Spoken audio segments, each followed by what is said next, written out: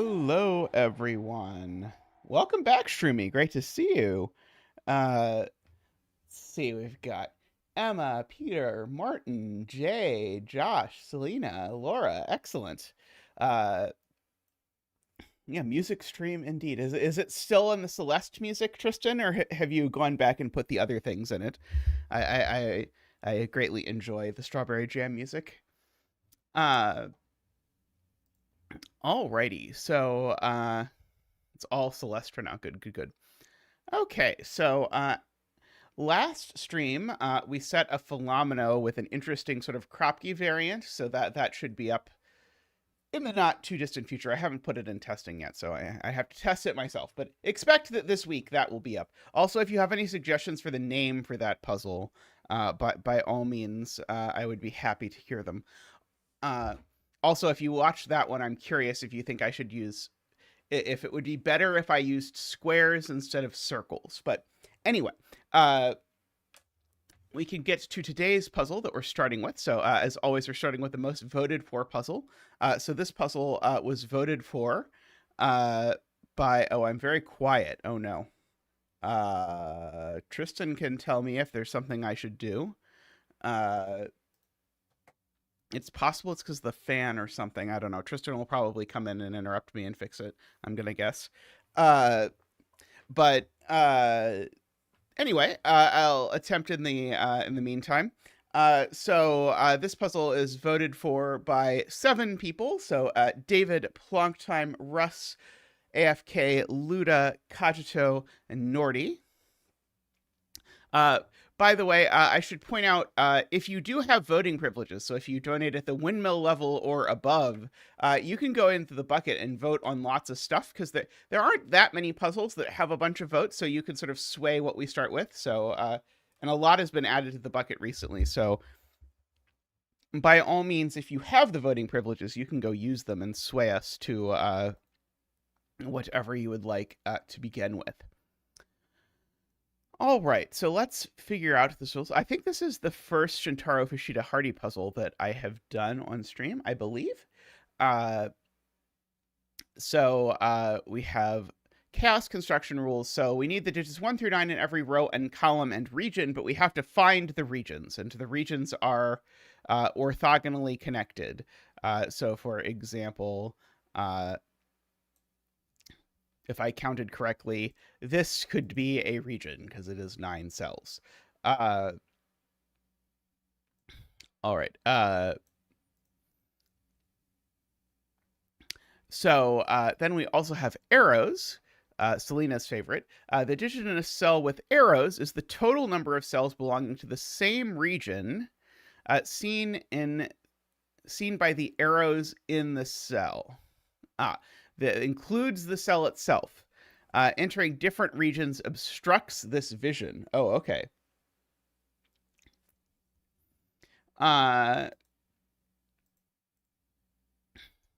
Okay, so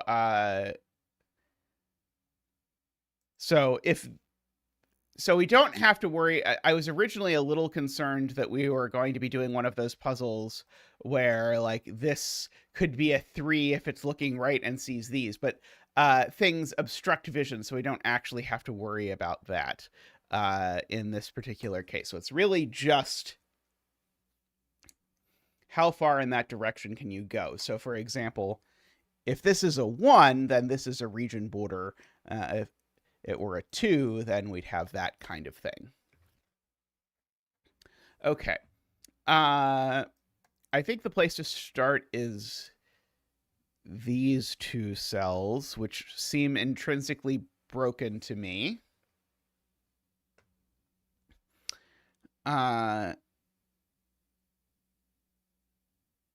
Okay, sorry, it's fine. I was like, the only thing these could be is double 1, but then the only thing these could be is double 1, so I don't understand what's happening. But this cell is not the same as this one. Okay, I was like, so yeah, I was convinced these both had to be 1 and these both had to be 1, but this doesn't have to be 1 because it's got 2 arrows. Got it, okay. So these are each 1 or 2, but them being 2 doesn't work. And let me just show you why them being 2 doesn't work. So if it's 2, that's saying that these are both, oops, That's saying that these are both in the same region, but now this region has two 2s in it, and that doesn't work. So these both have to be 1, because it can't be that 1 is 1 and 1 is 2, because if 1 is 1 and 1 is 2, that's saying that they are in different regions and in the same region at the same time. And so we can bring out Giant Zach can do the one dance today. Boop-a-doop-a-doop.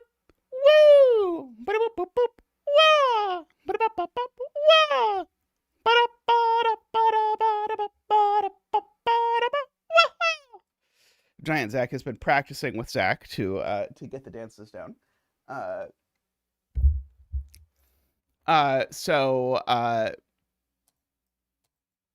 So yes, that immediately means that this is a 2 because it can't be a 1 because of Sudoku. So these 2 can be in a region. And so that's also in that region. And this cell is now a minimum of 3, which means that those are also yellow by nature.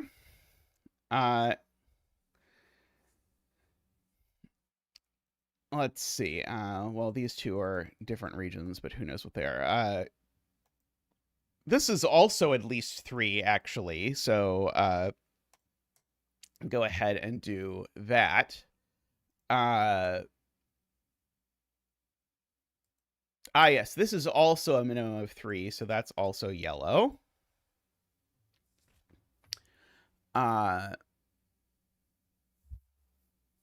Okay, so yellow is currently at 6 cells already. Okay. Okay, well, this is also at least 2, and this is at least 2. Okay, so let's think about these 2 together. Is it possible that either of these actually is 2? So if one of them is 2... Okay, so if one of them is 2, they're both 2? Oh, no, sorry. This is the one that if this is 2... 2 years, Isabella. Wow. Let's get Isabella a fan dance. Ba-doop-ba-doop. Woo! Ba-doop-ba-doop. Wah! Ba-doop-ba-doop. Wee!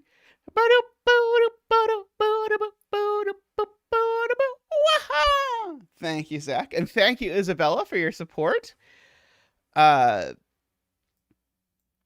Let's see. Well, I'm at the very least going to mark that these 2 are the same. And I know maybe I should just do it with gray lines. These 2 are in the same region, and these 2 are in the same region, for sure. Yeah,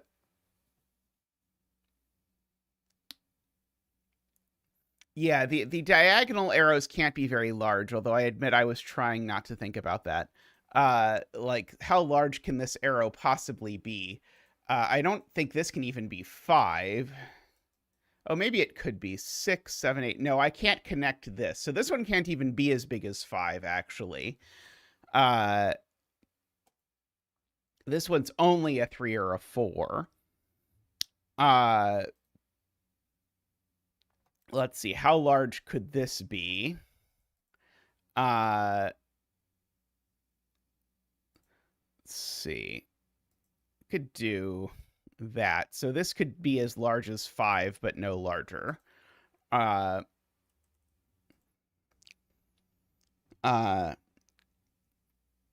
So we've got some cells of that sort. This one, again, could be as big as 5, but then I need 4 cells to connect it. So this is also 3, 4, 5.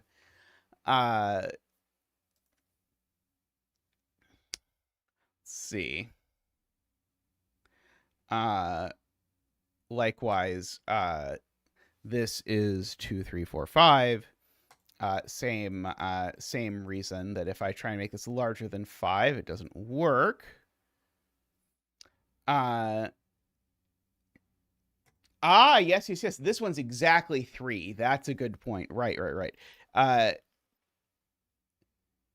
This can't be yellow. Because if it's yellow, then all of these would have to be yellow, and now yellow has 11 cells, and the same thing happens if it's blue. where this now is too many cells. So this number has to be 3. Oops, 3. I hit the wrong 3. And so, and it has to be a different region. So I'll go ahead and mark those, which has now made that 4 and that 5, which makes those blue and that yellow. That's not a 4 anymore. Did I miscount? Oh, it could be blue. You're right. It could be blue. Sorry, it could be blue. That is, in fact, exactly 9 cells. It looked like too many, but it is, in fact, exactly 9 cells. It's still exactly 3, whether it's blue or not, though. Funnily enough, because if it is blue, then blue is exactly these things. So that's still a 3, which makes that a 4, makes that a 5.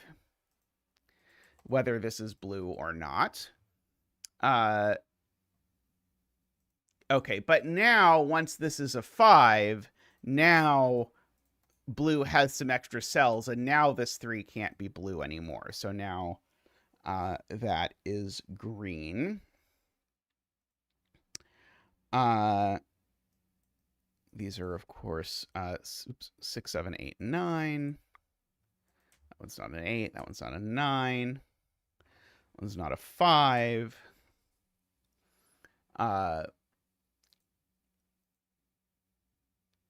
Can this really be blue? Oh, right. This is yellow. I did that before, but then I didn't redo it.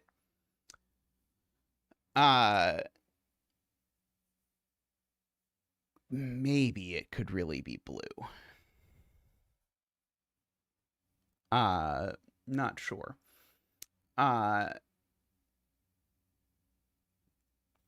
Let's see.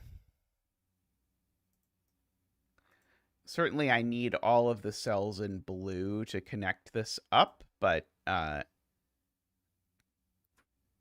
this certainly isn't blue. I agree with that. Because blue needs all 4 cells just to connect it. So this is some other thing. I can make it orange if I want.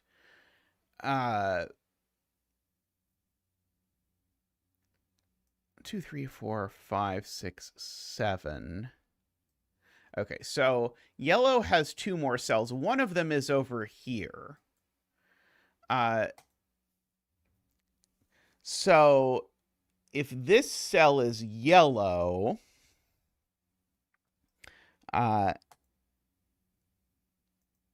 then that cell would also need to be yellow, because otherwise this would be a 2. Or that cell would also need to be yellow. But anyway, the point is, I know where 7 of the yellow cells are exactly.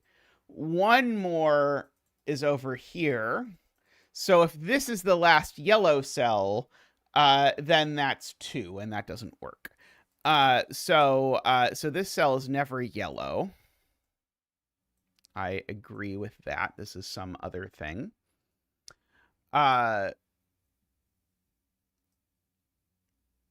Selena has done counting. 9 plus 8 is 17 plus 6 plus 4 is 27. So yeah, so in fact, actually, we know all of these cells are blue, green, or yellow. I can't cram any additional regions in there.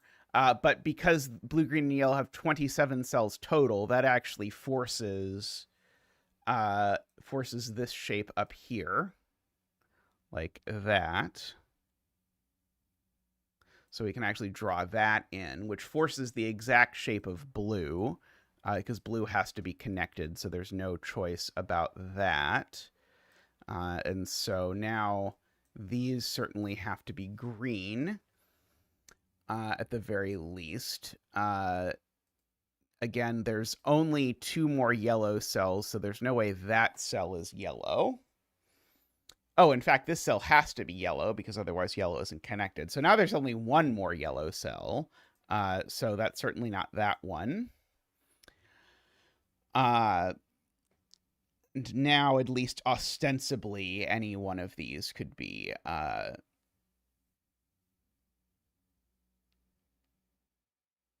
green. So green's 1 is here. While we play my least favorite game. Because these ones see everything in rows 1 and 2. So green needs to make it to row 3 in order to get a 1. So that's a 1.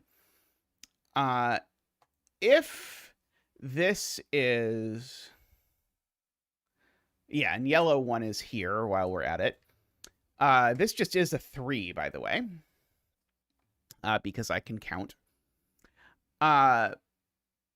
If this is green, then these are a 2, 4, 5 triple, which seems plausible, at least to me. I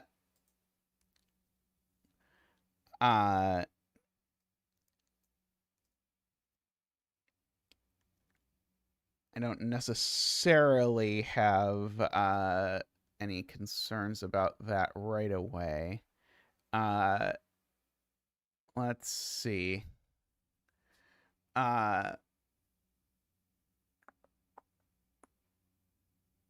Okay, the blue 3 only has 3 spots to go for whatever that is worth.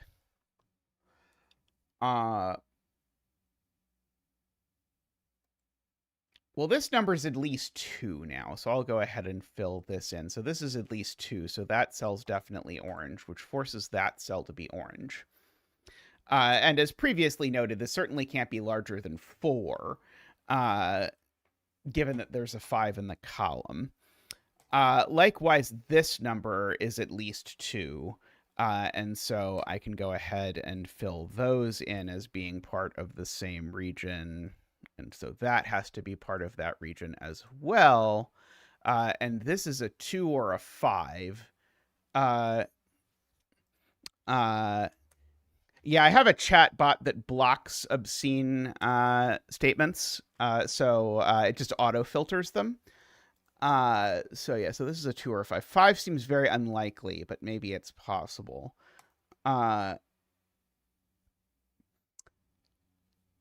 And I guess the question is, could this really be red? Because if this was red, it would also be a 2 or a 5.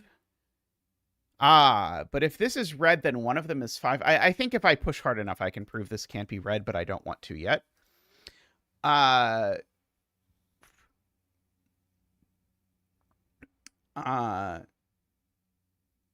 Let's see.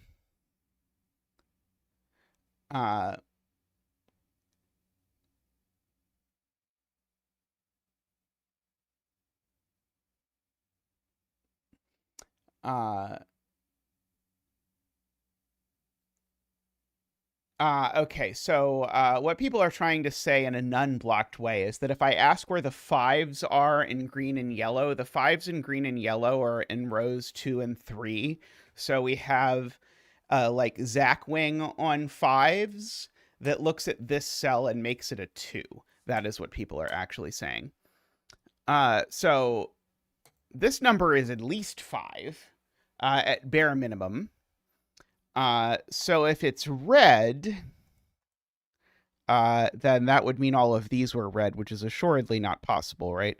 That would be 4, 5, 6, 7. I'd only get 2 cells. I can't connect this with 2 cells.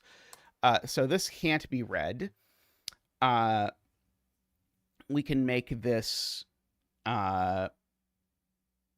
orange region number... No, we can make this purple. Purple doesn't exist yet. Okay, so this is at least 5.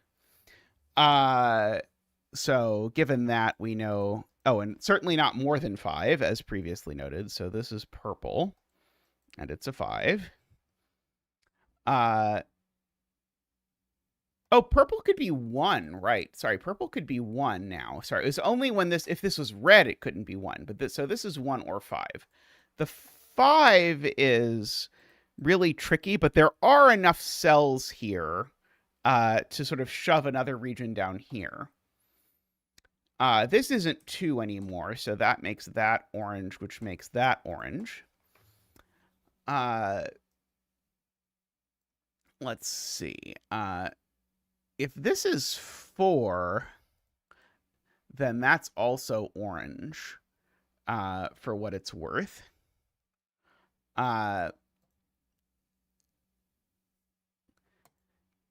If this is orange, it doesn't work, because if this is orange, then it needs to be at least... Oh, no, it could be 2 and be orange. Sorry, I miscounted. That could be orange. Never mind.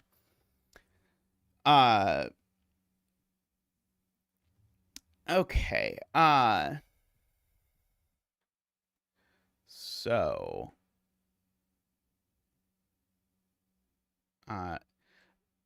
the green 2 is definitely in this row, so the blue 2 is definitely in one of these 2 cells. I'm going to go ahead and mark.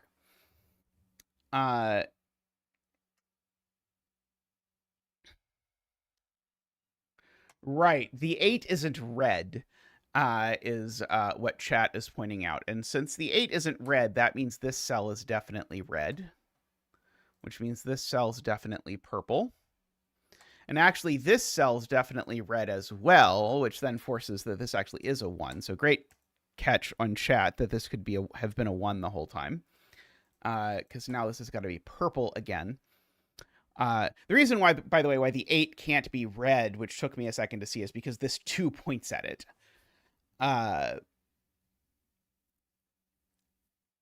Okay.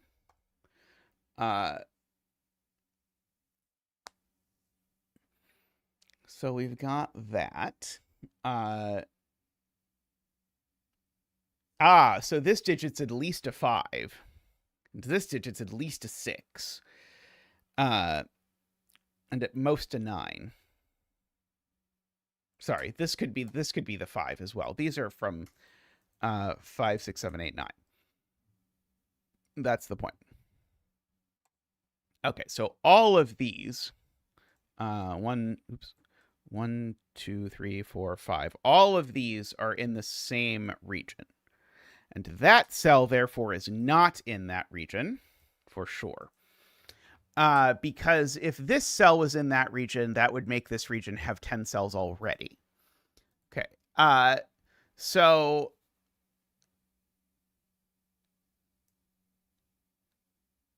if these 2 are in the same region, then that region has to be purple. And that just... no, that doesn't work. That would make both of these 5. Okay, so if these 2 are in the same region, again... oh, no, it could be 5... No. No, if these 2 are in the same region, then that region already has this many cells in it. So it only has 3 cells left to go. Those 3 cells could be over here, or they could be up here. But in either case, the problem is that both of these arrows are now 5.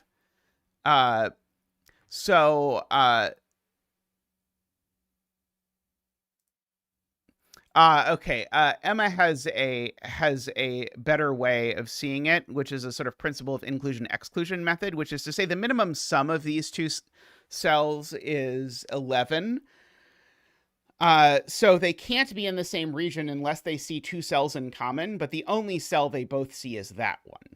So they're just not in the same region, which means that this region also runs out at least this far, which means these are all separate regions, and means that this just is a 1. I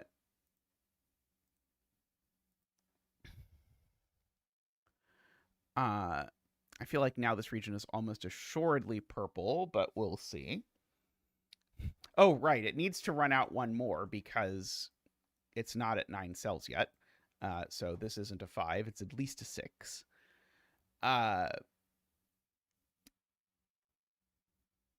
This region can have a color. No one's stopping this from getting a color. It can be a second yellow region. Right, this can't be 9 because of this thing. And this one can't be 9 because it would make this one 9. In fact, this one can't be 8 either because of this, again, this pair of things that go together would trap off that. Can't be 8. This one I think could actually be 8.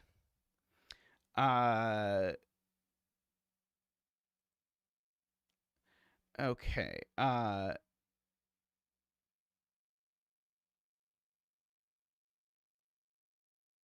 Yeah, okay. So yeah, so if this isn't purple, Martin points out, I have to think about then what happens to purple and red. So if this isn't purple, then purple needs to run out like this. Red, remember, can't take this 8, so red runs out like this, and this 8 gets abandoned with no region. So this just is purple. Very good.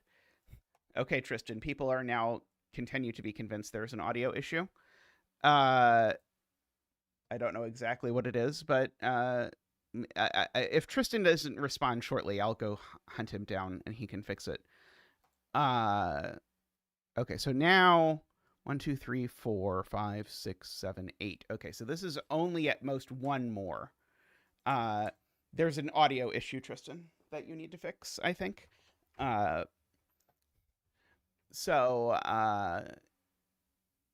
Let's see. Okay, so this is 5 or 6. Yeah, the audio, everyone now agrees the audio has gotten quiet. I don't know why.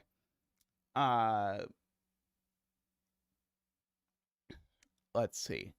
Maybe not everyone, but many are saying. Okay. All right. Yeah. Okay. I'll go to be right back. So I'll let Tristan fix this, and I'll see you all in just a moment.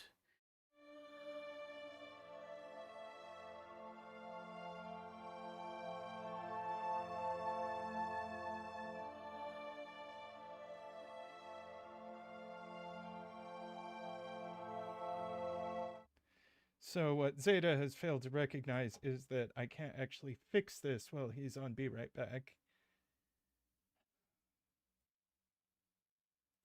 Yes, it is quieter. Why? Test. That's better.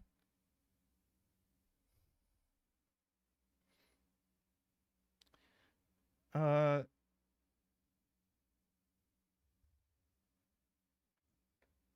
me tweak this just a little bit more. Check. Okay, that's a lot better. I will get Zeta. 1 second.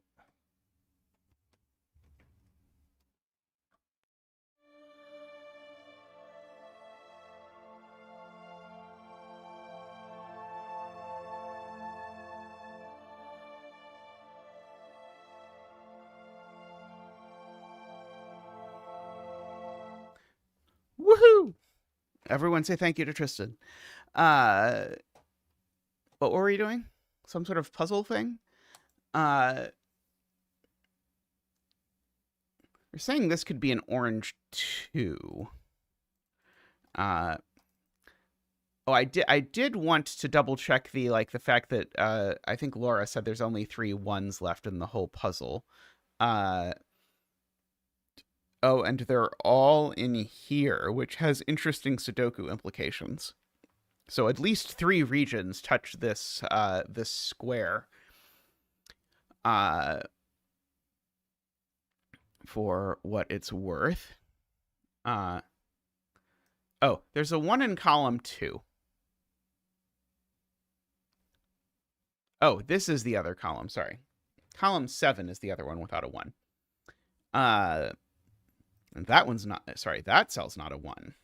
So in fact, I actually know one of these 2 cells is a 1 for what it's worth.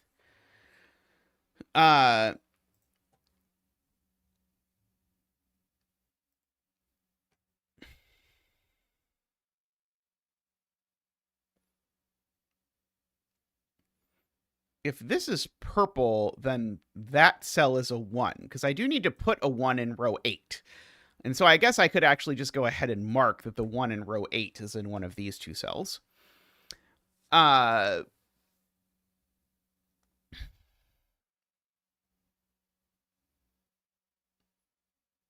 Yes, the 1 in column 7 is assuredly red, because red can't get far enough over to get to one of the ones that's over in this constellation. I suppose I should just go ahead and mark these ones as well, just for my sanity. But yeah, the red is not getting over to one of those.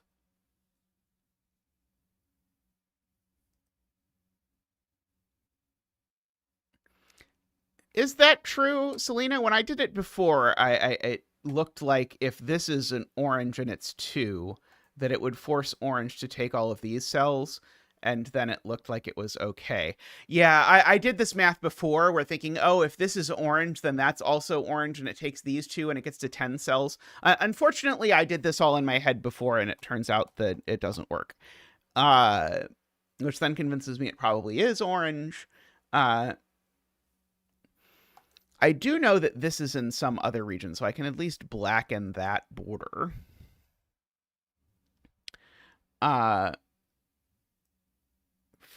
Okay, that is 8 again, just a reminder.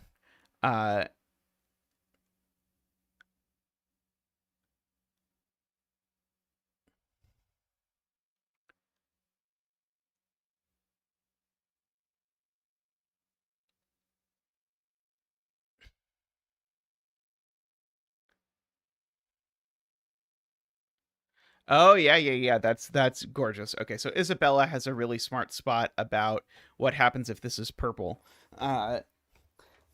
This deduction is like 4 stars harder than anything else in this puzzle has been, but it's very cool and I like it, so we'll go with it anyway, even though I think it's probably not the intended method. So if this cell is purple, that's all of purple. But now where are 2, 3, and 4 in purple? Well, they're looking down here, so they're over here, except that breaks this cell, so that doesn't work. So this cell isn't purple, which means that, in fact, this is a 5. And so, and in particular, it also means that these cells see a 2, 3, 4 virtual triple, because the other of 2, 3, and 4 there. Oh, the center's in the house. Yeah, I felt like it's a very cool deduction. It's a completely fair deduction. It doesn't feel like it's in the spirit of the deductions we've had so far, which have all been like smooth and pretty easy. But these can't be 2, 3, 4 anymore, because 2 of 2, 3, and 4 have to be here. Only one of them gets to be here. So that means that these digits are all 1, 5, 6, 7, 8, 9. And that one's not 1 or 5. Oh, sorry, there's already a 5. There we go. That one's not 9 either. Okay. So we've got that. Okay, and I guess I can go ahead and fill in that these are 6, 7, 8, 9, because seems relevant. Yeah, I agree. This has been a very smooth puzzle. I have enjoyed this a lot.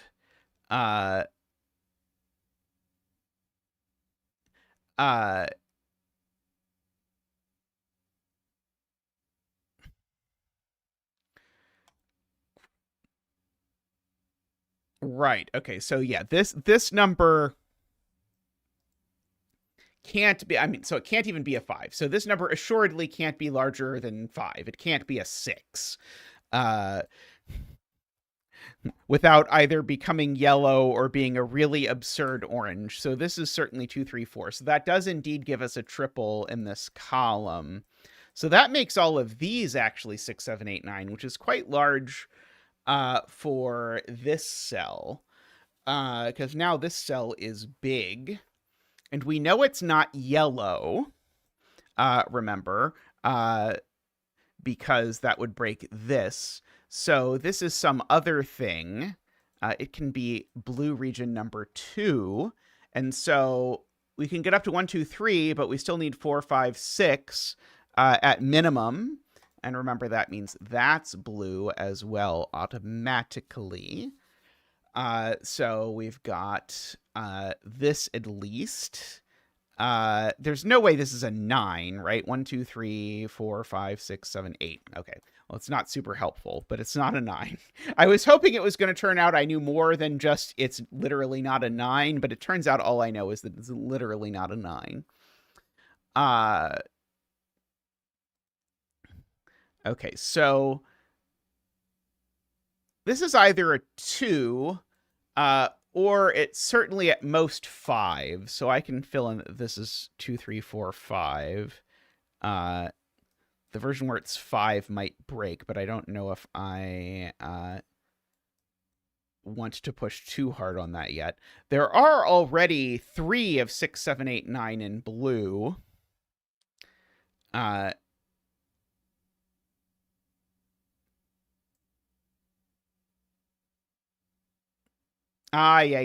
It can't actually be 8, Sweet Blues points out. Because if it's 8, then blue is done looking like this, except then this digit is supposed to be a 1.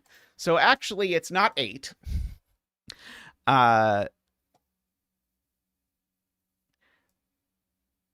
I guess if it takes this cell at all, it also takes that cell. Does that get me anything? I don't think that gets me anything. Let's see.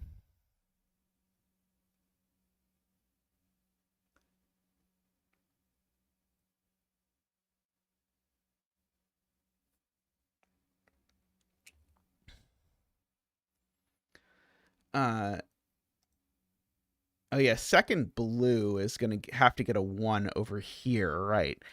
So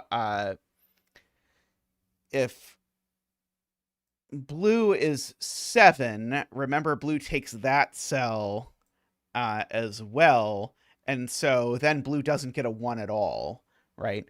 Because if this blue is 7, then that's 7 blue cells right there. That's 8 and that's 9, but there's no cell in any of those that can be a 1. So in fact, this just is a 6. Okay. I liked that as well. So this isn't a 6, which actually means that yellow grows over to there at least.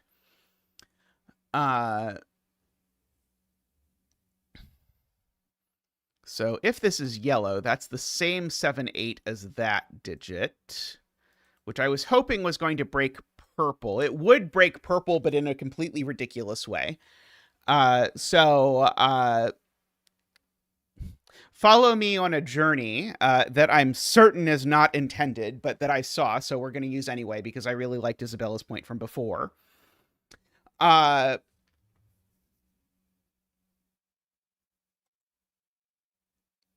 Oh, right. Sorry, it's not the same 7, 8, right? Because it would be in the same region. Dang it.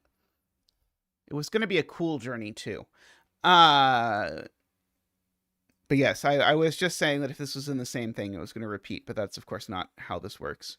That's not how any of this works. So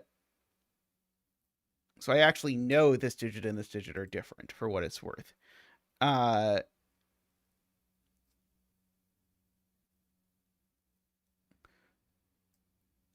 Blue always takes this cell, Garion points out, because 6 is at least 6. And so this cell always becomes blue, at which point this cell also becomes blue, at which point we're at 1, 2, 3, 4, 5, 6, 7. So now these can't be blue, because that would finish blue without giving blue a 1. And so this assuredly can't be 4, right? Yeah, if this was 4, I'd have blue touching blue, and that would break one of the rules, right? Yeah, this being 4, that was a joke. But this being 4 would make orange not enough cells and have many other problems. This being 4 would isolate This being 4 would make this the entirety of blue because that's 9 cells, except it's not connected. So in fact, those are a 2, 3 pair, which has made this a 4, which has double oranged these two, and has made that not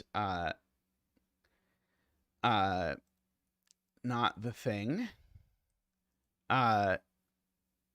Yes, this arrow is now assuredly 2. I don't know why I've sort of mentally assumed this arrow was 2 since the beginning of time. I feel like I can probably prove this has to be yellow if I try hard enough. But I don't know if I have to try that hard yet. So we've got 1, 2, 3, 4, 5, 6, 7, 8 regions. And so this is sort of region number 9. I can make this green region number 2, just to make life easier. So now we've got all 9 regions marked here. And so Garian's point is, if I do that, then I can ask which region is going to get this 2-cell thing. And so if it's not yellow, then this 2-cell thing somehow becomes part of the region with the 8. 5, 6, 7, 8, 9, 10. And there are lots of reasons why this hypothetical version doesn't work. But one of them is that this is already 10 cells. So this just is yellow, and yellow is done.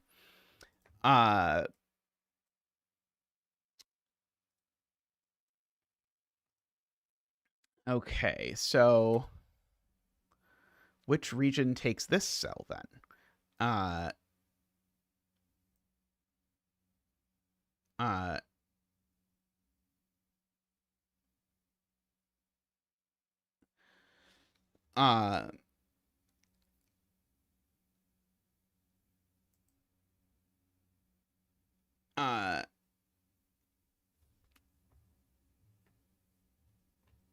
Oh, people are encouraging me to do some arrow math. So this is an 8. And this 6 also means that cell's also blue, which is quite big because it means blue only takes one more cell in total. And the one more cell that blue takes is the 3rd. So it's one of those 2. Whichever of these is a 3 gives us the last blue cell. And so this cell's not blue, so it's orange. And this cell isn't blue, so it's green. Can't possibly be orange, right? 1, 2, 3, 4, 5, 6, 7, 8, 9. No, orange is actually done, so it's definitely not orange. I would need at least 3 more cells to get there, and I have 0. So I think the only thing this can possibly be is the same green as the 8. Yeah, there's no way it's red. Yeah, this is the same green as the 8, which actually is huge because it means all of these things are green. And in fact, actually, if this was the last blue, it would isolate that. So that's got to be the last blue. Which lets me, again, do some math, as people always are trying to get me to do because I chose a screen name with math in it. So there we go. And so now the only cell that can be a 1 in blue is that one, which places that 1 and places that 1, and now 1s are done. This isn't an 8, because remember, this is in the same region as that. This isn't an 8 because this is in the same region as that. Same thing. This is green because it doesn't have anything else it can be. This is red because it is the last one in the grid, and red is the only region that doesn't have a 1. Green's got to be pretty efficient, but in particular, green needs to take these 2 cells, because if it doesn't, then red is going to separate green in the process of taking them. Which now means that green only has 1 more cell. And so as a result, that is green. So green was actually forced by geometry in a sort of cute way there. So this cell's definitely red. That cell's definitely red. 4. Okay, yeah. So one, and then one of these is the 3 of purple. I don't know which is the purple 3, but one of them is the purple 3. Okay. I am being told I can place 2 in orange if I click on the right mode and double click. Let's see. Not there, not there. Not there because of my corner marks. So 2 in orange goes here. So 2 is there. There are some borders between red and pink. I usually only draw in the border when the region is done or if it's important. But I can certainly do those for aesthetic preferences. I see. So Garion is encouraging me to corner mark the green 3.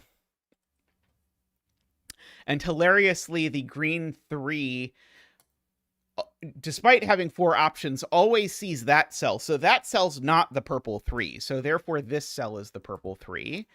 Beautiful. So we've got that over there. I guess I did know the purple 3 was in this row. If I really wanted, I could have done that in 2 steps rather than in 1 ridiculous step. But either way, it works. So we've got all of that going on. Let's see. Can we place more 2s now? Let's see. 2s in green. Don't go in any of those places and don't go there. I guess the 2 in green still has 2 options, I think. Let's see. Let's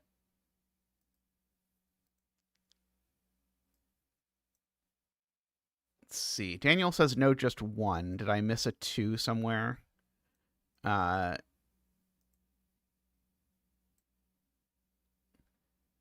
Which of these is the 2 then?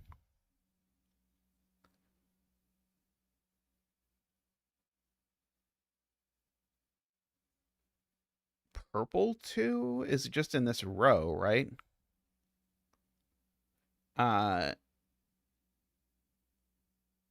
Okay, so the point is, where is purple in column, or sorry, where is 2 in column 3 is the way that this is being seen.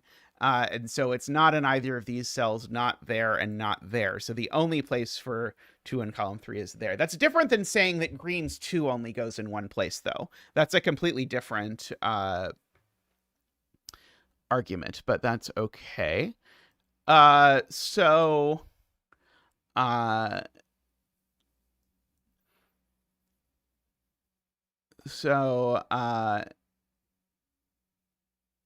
It could have only gone in one place. I believe that I missed one of the 2s as well. Row 2 had a secret 3 because it's blue and the 2 is camouflaged. I see. Camouflaged 2. Hey, Derlier, hope you're doing well. Let's see. We've got all the 1s. We've got an awful lot of 2s, but not all of them yet, because we don't yet have the 2 in row 2 and the 2 in row 8. So one of these is a 2, and one of these is a 2. Those are the last 2s.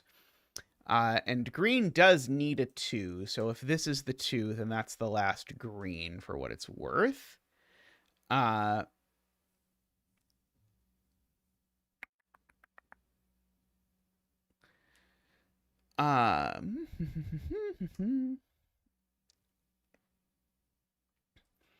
Okay, this 6, these 2 digits are those 2 digits for sure. 3 goes in one of those places. These are a pair. There we go. Let's do that. These are a 4-5 pair. Because of blue. So in particular, the 5 in orange, I guess, is in one of 2 cells.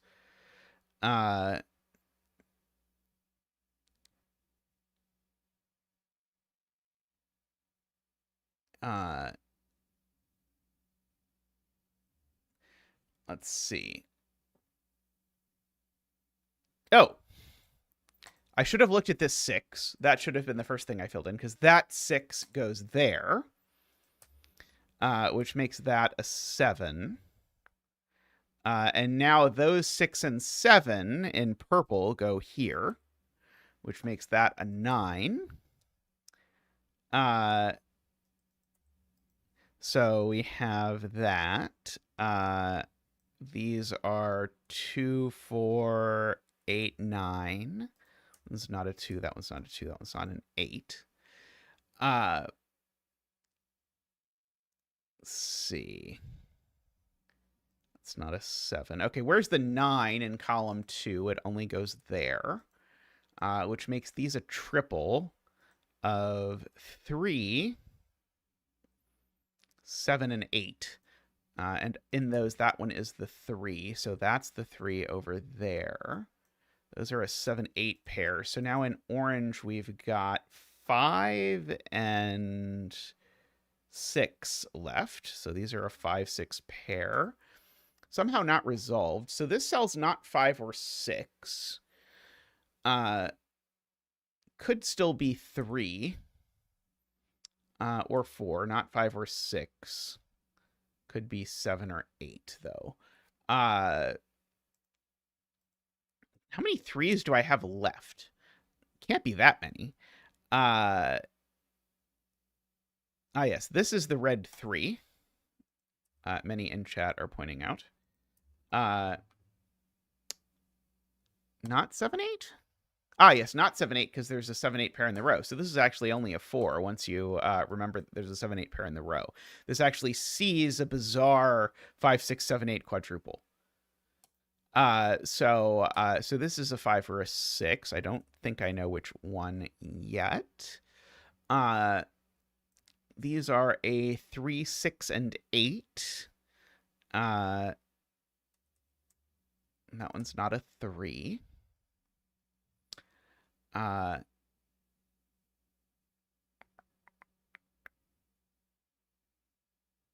But there's a 6, 8 pair here looking at this 3. And there's also a 6, 8 pair looking at this 5. Which is going to perhaps signal the beginning of the end. Okay, so this is now a naked single. It's a 4. Let's see. These are a quadruple of 3, 5, 7, 9.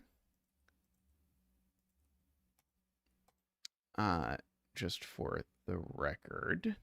Let's see. Green has a quadruple left, which is 4, 5, 6, and 9. Oops. Not 6 or 9. Not 4 or 6. I was going to try and do some trickery with that, but I don't think it quite works out. Row 9 has a triple, so we can place the 3 there. It's the last 3 in the grid. 1, 2, 3, 4, 5, 6, 7, 8.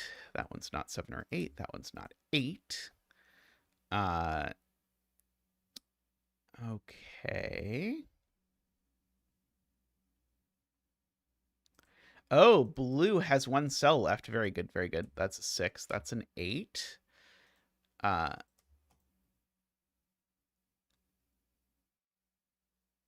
Okay.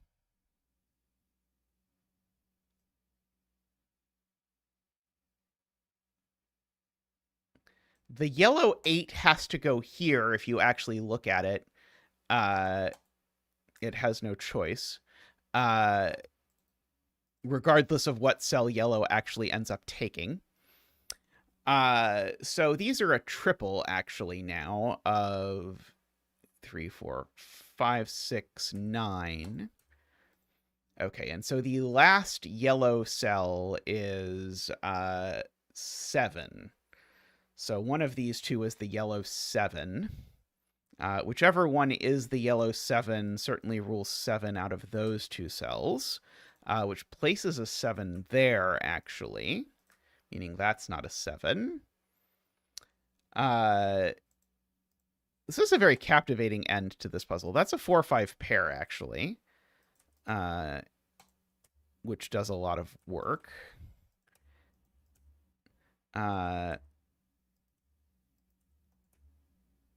Oh, sorry, I put a second 5 there for some reason. It's actually a 4. I think my thought process went, oh, green already has a 5, so that means green likes 5, so I better put in another one. My brain doesn't always work at maximum efficiency. Let's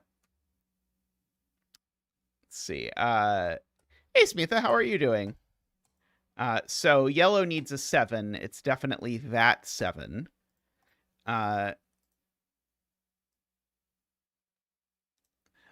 So we get to finish our regions. That's a 9.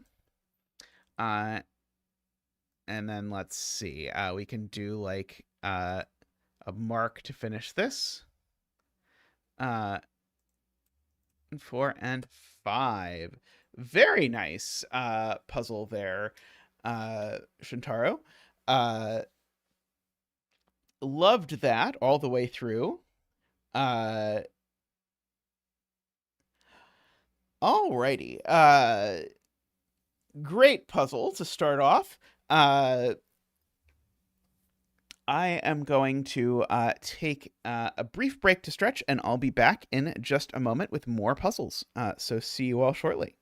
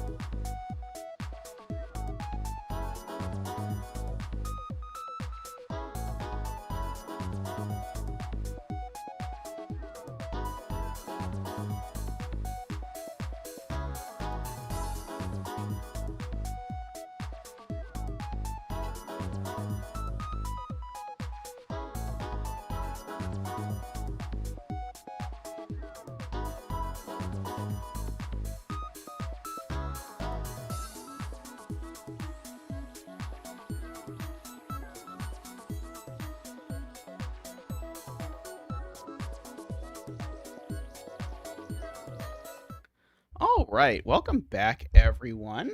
While I was gone, I see Joao donated gift subs, so let's see who got them. Stum, Prahar, uh, Vicky, Rob, one that I unfortunately can't pronounce, but their screen avatar is a watermelon. Thank you so much for the donations. Let me get you a donation dance. Woohoo!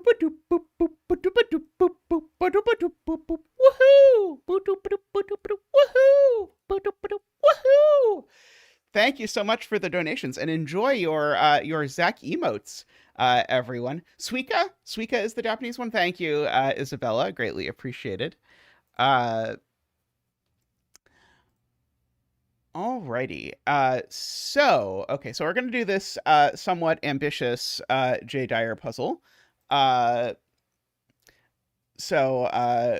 Revisiting a previous it means watermelon. Okay. Revisiting a previous J Dyer rule set that led to perhaps the longest solve in the channel history, but also revisiting Chacona, which is my favorite pencil puzzle genre, perhaps next to Compass. So we get to do lots of fun things. There's a link at the top. I think Tristan's updated the link, which takes you to the LMD page, which has an example so that you can follow along with the rules. Let us see exactly what is going on. So we've got to shade some cells so that each connected set of shaded cells forms a rectangle. So that's sort of the easier part, perhaps. That's the Chacona part. Is just make the shaded cells rectangles. That's it. That's all you have to do. A clue in a region gives the number of shaded cells in that region. Regions without clues may contain any number of shaded cells. And note, unlike most pencil puzzles, there's no like connectivity requirement. Like the 8 shaded cells could be just about any 8 shaded cells that you would like. Except they can't be these 8, which will get us our first shading. Actually, no, even they even could be these 8. Never mind. We'll investigate. They actually can't be those 8, but it's harder than I first made it out to be. So that's the Chacona part. But we're not done because we also have to make a loop. So we're going to draw a single closed loop through the centers of some cells, which moves orthogonally and may not branch or touch itself. Doesn't this loop touch itself? I'm going to ignore the doesn't touch itself based on the fact that the example loop touches itself. I think that is probably an error. Every shaded rectangle must be visited at least once. Okay. I can do that. And if a straight edge of the loop passes through a shaded cell, the edge's length must equal the size of the rectangle containing that cell. An edge's length is the total number of cells the edge passes through, and the corners at both ends are counted. Okay, so for example, here we have a 6 size rectangle, and so this is 1, 2, 3, 4, 5, 6. 1, 2, 3, 4, 5, 6. So when our corner is in a gray area, we get this sort of right angle, sort of equal size right angle shape where sort of like they're both the same length. But we are allowed, like, this corner is not in a rectangle, so who cares, basically. Okay, I have no idea what to do with that, but I do think I can prove this cell is shaded. And so the way that I think about that is, okay, suppose that I didn't shade this cell, then all of these cells would be shaded. But now these 2 cells would have to be unshaded because what immediately happens, requires maybe a little bit of sort of Shikona intuition, but this will at least give you some idea of what on earth I'm looking at here as I do this. This rectangle can't go down, and this rectangle can't go right. And the problem is that that immediately creates a forbidden pattern, which is that you can never have 3 shaded cells in a 2x2. Because if you have 3 shaded cells in a 2x2, then it looks like that, and that's never going to be part of a rectangle. So all of that was an incredibly convoluted way to say that that cell's definitely shaded, which is the probably completely useless. I'm sort of inclined to look at like this 3, but I can't quite say that.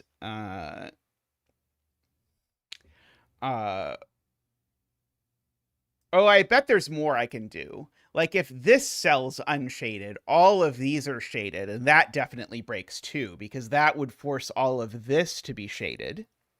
And that breaks the ever-living daylights out of the 3. So that cell's definitely shaded. If that cell's unshaded, we get the same basic problem. If this cell's unshaded, then this whole frame is shaded, and we end up with all of this shaded, and that's too many things shaded. So we get that.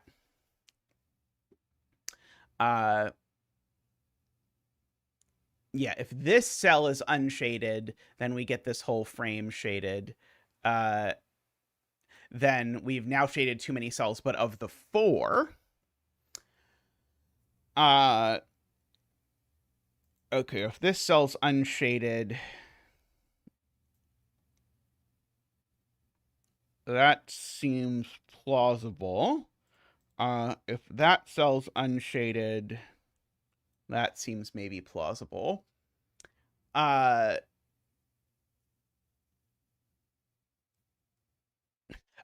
you can't shade. That's a good point. Okay, yeah. So you can never have a rectangle that's bigger in area than the length of a loop. 'Cause the maximum length of a loop is 14.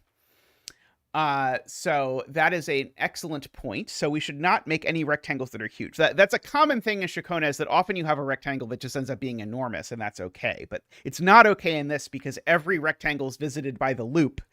And so if the area is too big, then we end up with a problem. Let's see, Emma says it breaks if that's unshaded. Right. Same reason with the same problem with the 3, right? If this is unshaded, then we immediately unshade these 2 and we have to do our forbidden pattern thing. So that's definitely shaded. I think that's also shaded. Oh, no. Sorry. Never mind. I disagree with myself.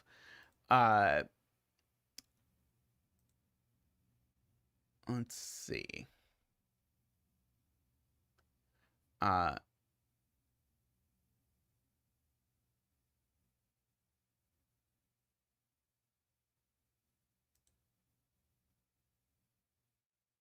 Yes.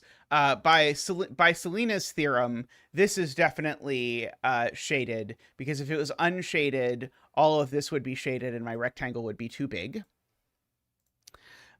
Correct. And so now a little marking I'll make. I don't know how visible that is. I can make it more pronounced. I can make it that if I want. I don't want it to be confused with the loop. This is just a Shikona point that these 2 cells are either both shaded or both unshaded. And these 2, the same thing applies. And so the point is now, if they're both unshaded, then we end up with the exact problem that I've been trying to avoid this whole time, which is that if they're both unshaded, then I now have to shade 3 cells in here and it's instantly broken. So these are both shaded, which now means these are both unshaded, because if these were shaded, that would be 4. So this is now a shaded and an unshaded. for whatever that is worth. Funnily enough, if these are shaded, it's the only things that are shaded in this entire monstrosity.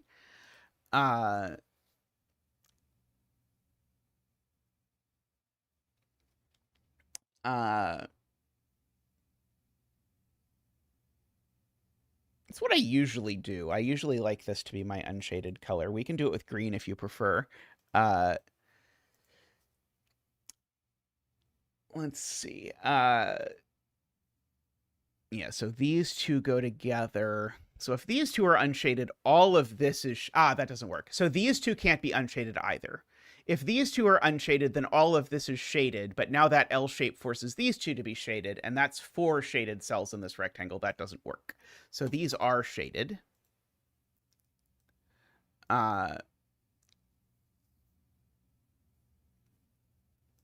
Yep, it breaks via the medium of the 3. Notice how hard I'm trying not to think about the loop at all.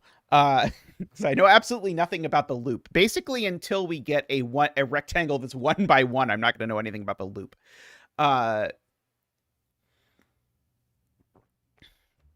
Yeah. Right. Same exact thing happens.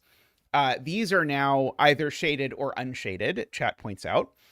And if these are unshaded, then it forces both of these to be shaded, which breaks the 3.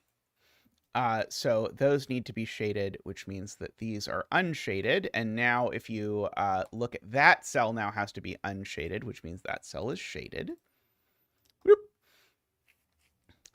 Yeah, nothing stops one cell rectangles from happening. Wait, actually, I think it is true. I don't think 1 cell rectangles can happen. Sorry. The minimum size a rectangle can be is 2. Because a 1 cell thing, because of the way that the loop length is counted, right? This is a 2 length loop, and every rectangle is visited. So actually, we can extend this rectangle down, which extends the green over, which means this rectangle doesn't extend down. I was counting badly. Right. And so now this cell's unshaded because if it's shaded, it breaks in 18 different ways, one of which is that I create something that's not a rectangle. And so the rest of this is shaded, which means we get all of that and all of this green stuff. And now this is 10, right? So we have a giant... Wait, is it guaranteed that actually there's a corner in every rectangle? Oh,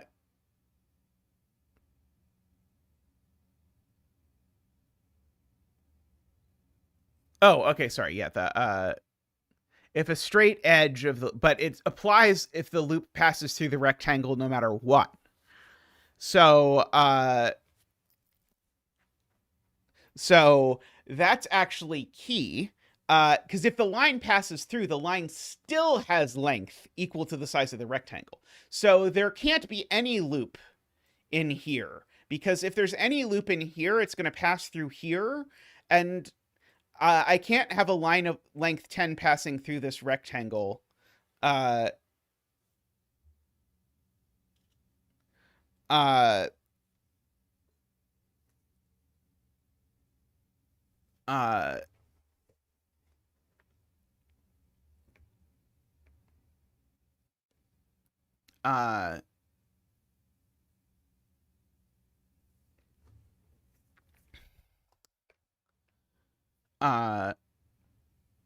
so we can't put any loop in here, right? Have we broken or have we misunderstood the rules? I don't think so. Uh,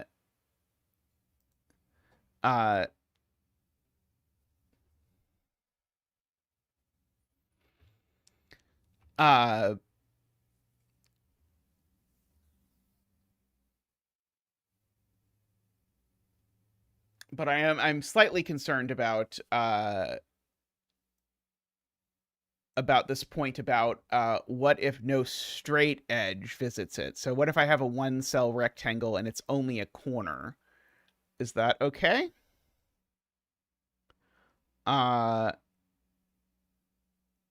Because we assumed we couldn't have a one-cell rectangle. But I think a one-cell rectangle might actually be okay with these rules. Although I note there's not one in the example.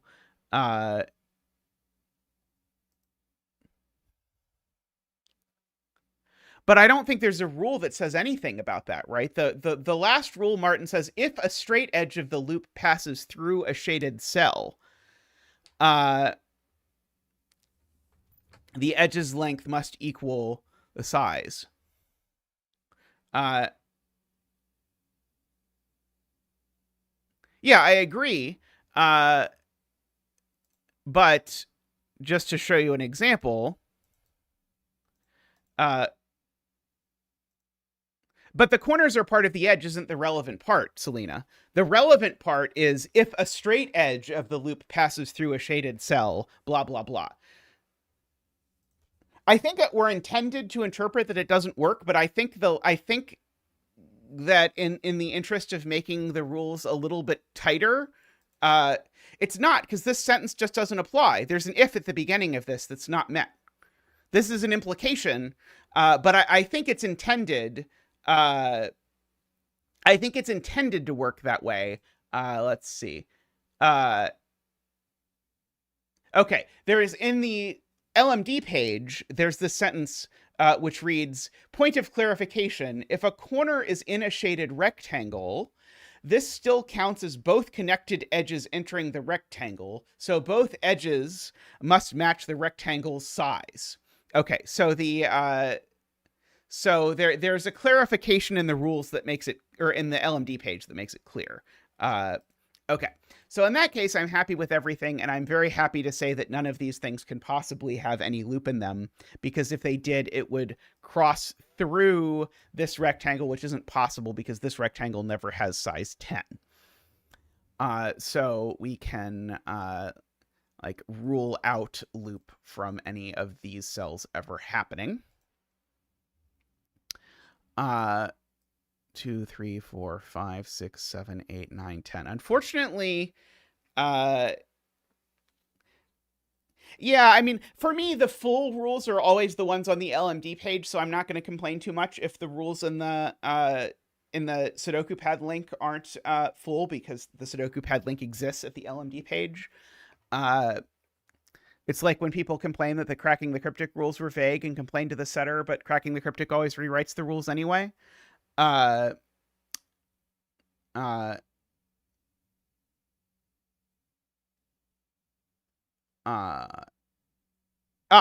problem with that is it puts 3 shaded cells in the 2. That is the problem with this this hypothetical thing. So basically the point was, if the loop is going to visit either of these cells in the same way, it's going to crisscross this, but this could just have size 10, except it can't, because that would require shading 3 cells in the 2. So these aren't visited by the loop either. Or sorry, these aren't a corner of the loop, I guess is what I really mean to say. I don't mean to say they're not visited by the loop. They're not a corner of the loop. The corner of the loop is definitely in this row.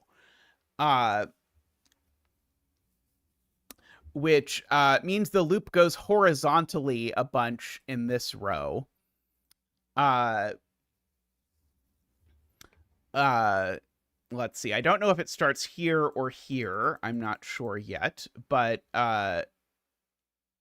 yeah, that's what I could do, is I could cross the vertical, or the vertical edges here I can't cross. Is what I'm really saying. Okay. 1, 2, 3, 4, 5, 6, 7, 8, 9. Oops. 1, 2, 3, 4, 5, 6, 7, 8, 9. Okay. And I don't quite know how it exactly goes backwards or whatever. And I don't know if it goes down here or goes down here.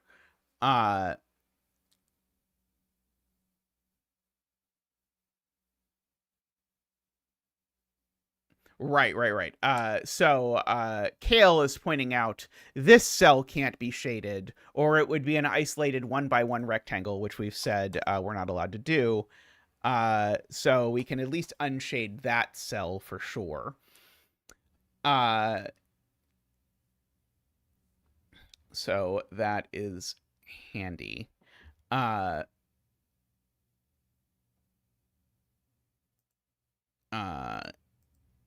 don't know that there's anywhere else where it would be immediately forced to be isolated. What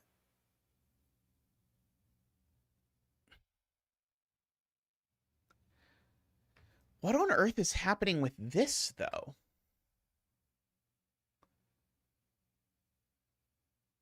Oh, okay. It's going to get crossed horizontally. Right. Because there can't be a corner in here now, because a corner in here would cross this line.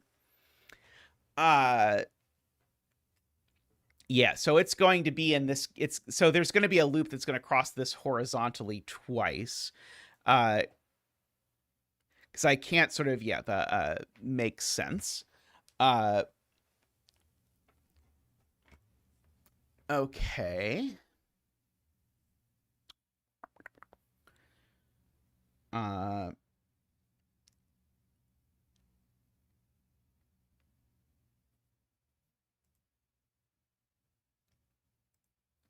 Let's see. And I know this doesn't sort of go on. Well, it can't possibly go on longer than this.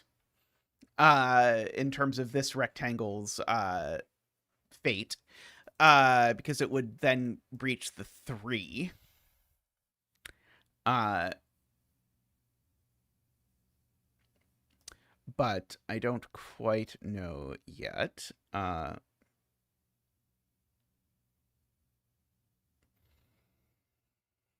Da, da, da. This 8 clue is so insulting.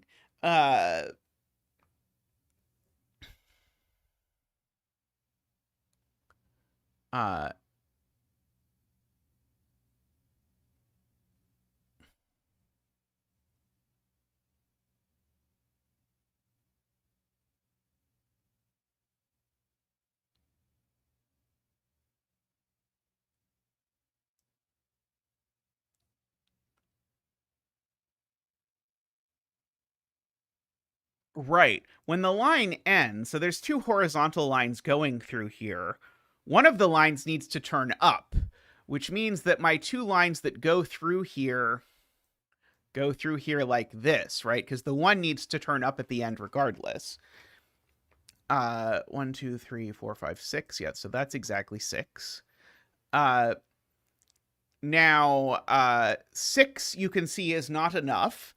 Because it doesn't get over this, because one needs to turn up and one needs to turn down. So we do need to extend this, at least this far. And so that gives me 1, 2, 3 more, 1, 2, 3 more. Which greens this cell.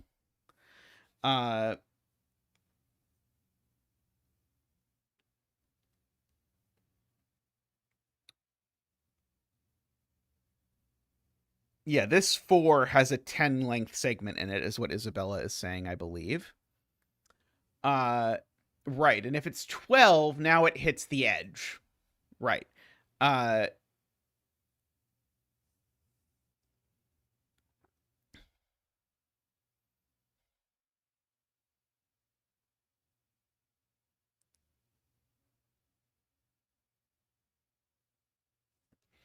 Oh, it could be through row 1 and row 3 and turn down. Yeah, you're right. This one could turn down. So I definitely need this part, but I don't actually know whether it comes over here or over here. But regardless, the row 3 line is there. And so we've just said this can't extend further, because if it does, it's going to cut off the loop, because it's going to make it all the way to the edge. So this does not extend further. Which means that this does turn down, because it's always down.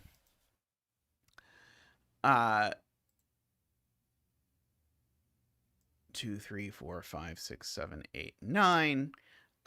So yeah, so this could back up one and also turn down, or the other way is, I think, also okay if these connect. Uh,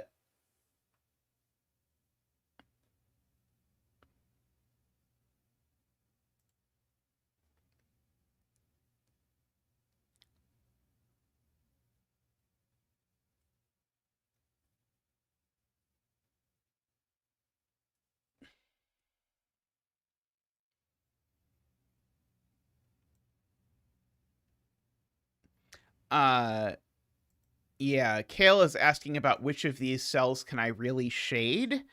Because keep in mind, if I shade it, it has to be part of a rectangle of size 9. Uh,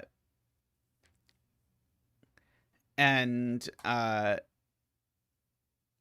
don't know, it feels like I could probably fit a rectangle of size 9 in some of these places. I can't fit a rectangle of... Oh, I could fit a rectangle of size 9 like that, can't I? Uh... Uh... I'm not quite sure. Uh...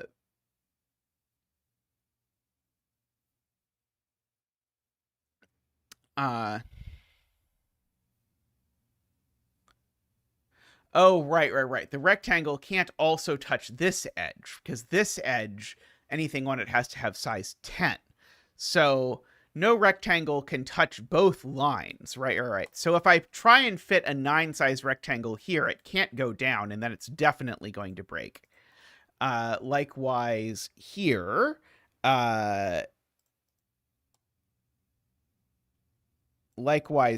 because I can't go up. Very good. Okay, very good.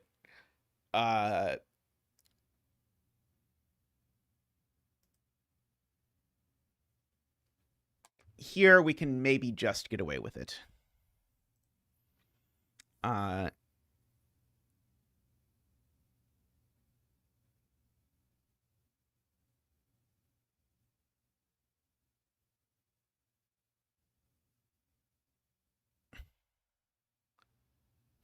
That's true. There's always a vertical loop segment here, because remember, we either have our big horizontal loop segment running across here, or our big horizontal loop segment running across here.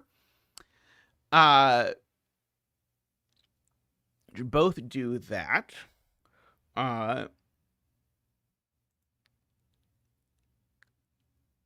Which is interesting.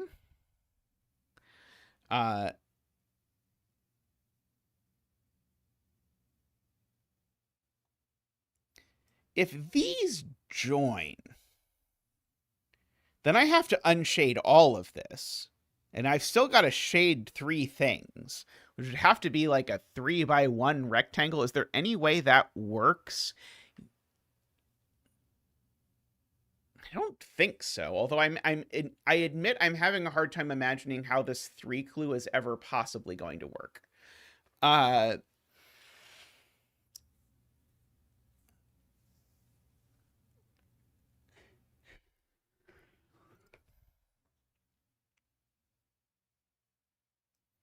If it's in the row without the line, it still has to get visited, though, right? How is it going to get visited if it's in the row without the line? Oh, it could be up here. No, that still doesn't work. No, nope.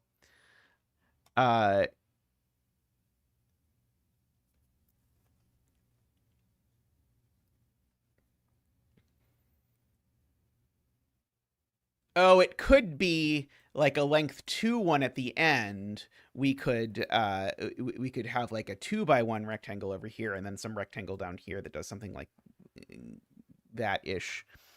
I think would work. So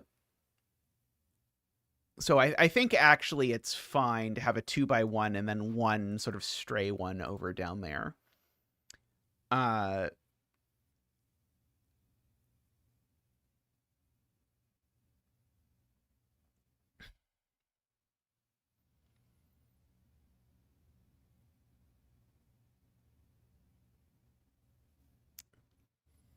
Okay. But we probably should think about something else before trying to solve all of that.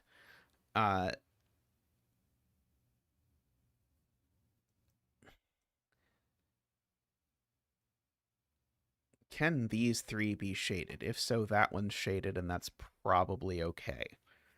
Uh, uh,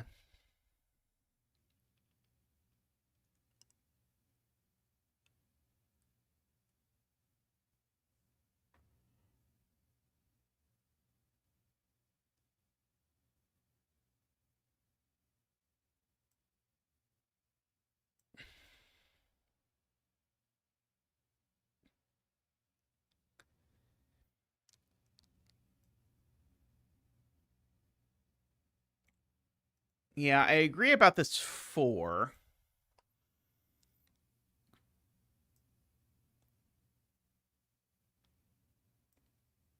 Yeah, this length 10 vertical line goes entirely through the 4. So any rectangles that are part of this 4 uh, need to be of size 10. And the easiest way to make that work would be that rectangle, I think. But there are some that definitely don't work. Like I definitely can't do that, right? Uh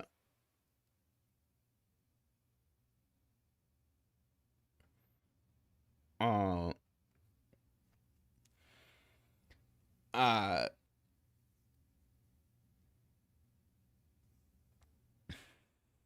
okay, so let's do a little Shakona-ing. Uh so these are either both shaded or both unshaded. They have the same shading.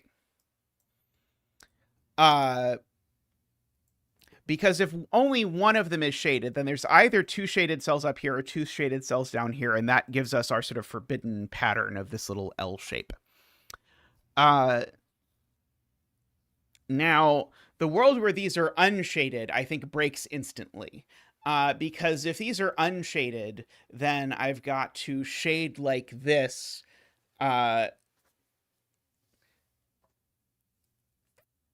And now this has to be part of a rectangle of size 10, which is going to be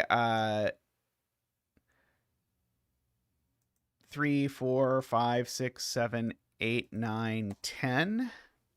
Oh, is that like going to be just okay? Maybe that's actually just okay. Uh,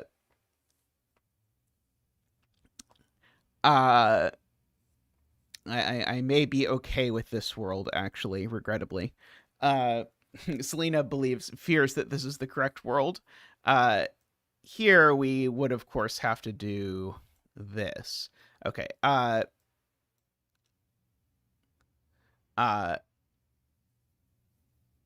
so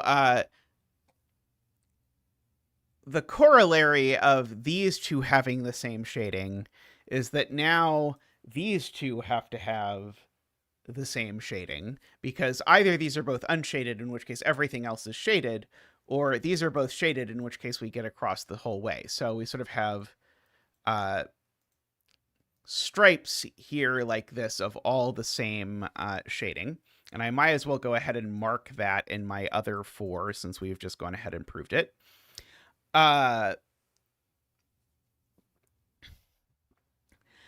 And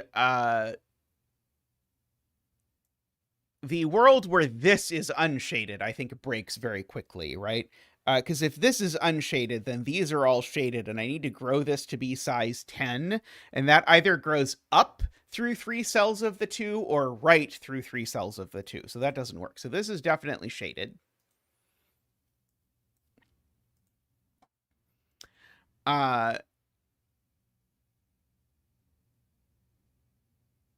Excellent, Shroomy. What variant did you do?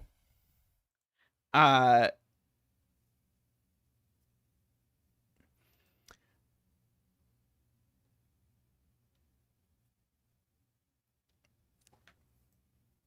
So yeah, this has to be either 2 by 5 or 1 by 10. Those are the only options.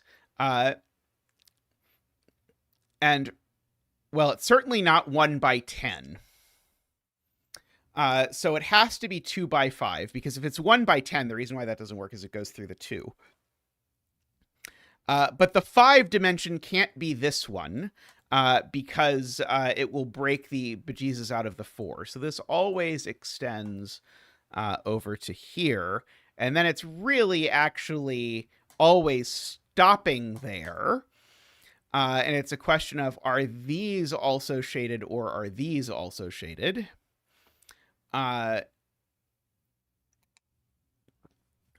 Which is interesting, because these are either all shaded or all unshaded.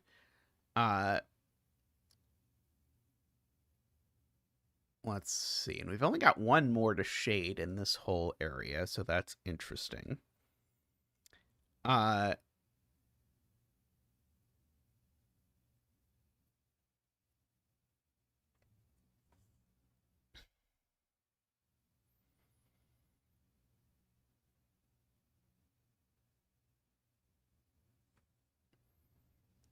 1, 2, 3, 4, 5, 6, 7, 8, 9, 10. Okay, yeah. So the regardless, this loop is ending in this row, whether it's there or there. So we're gonna have 9 segments of loop. 1, 2, 3, 4, 5, 6, 7, 8, 9. Again, based on regardless of whether we have this. I love Shakona, Smitha. I highly recommend it. It's a fun genre to exhaust on Puzzlink.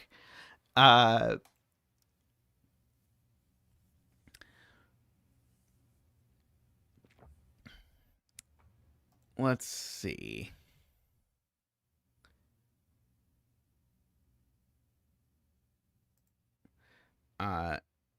Right. So yeah, because of this cell, Emma was pointing out, if this is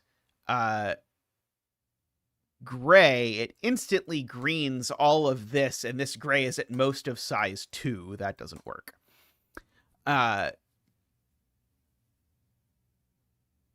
If this is gray, then we're forced into this shape exactly. But maybe that's okay.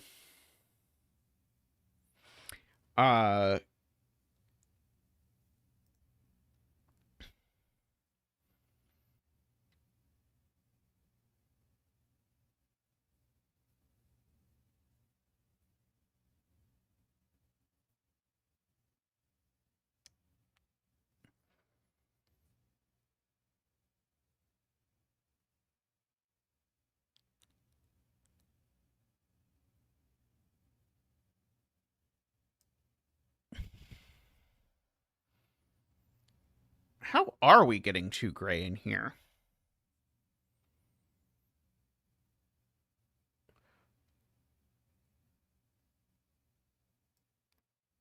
Yeah, if this is gray, that's gray, and we're just dead, right?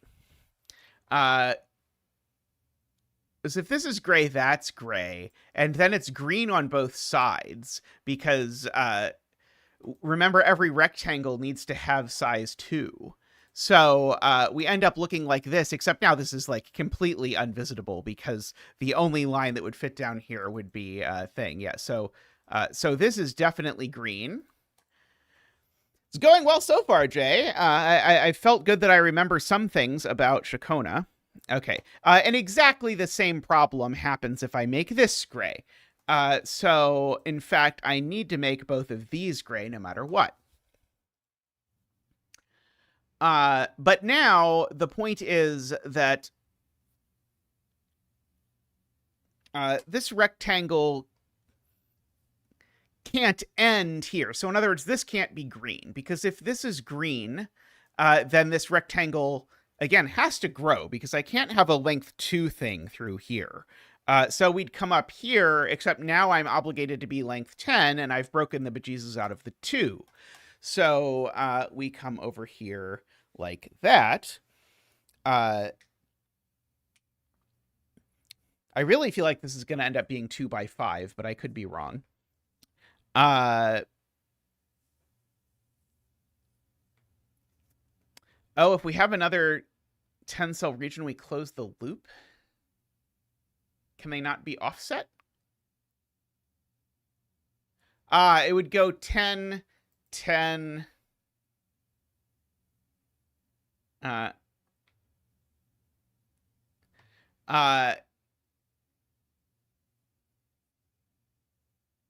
Right. Okay, yeah. So it doesn't matter what's happening over here. If this is size 10, this is size 10, and this is size 10, then yeah, then we get a 10 by 10 square. Right. So this can't actually grow up into here. So we have this down here. Funnily enough. That is delightful as a point.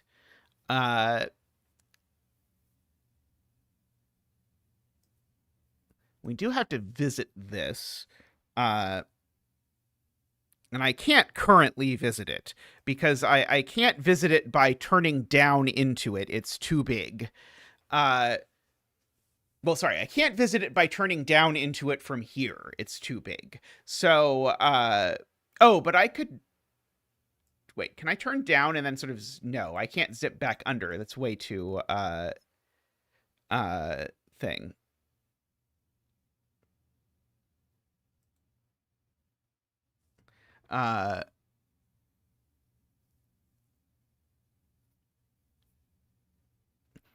This cell. Okay, yeah. So if this is green, actually,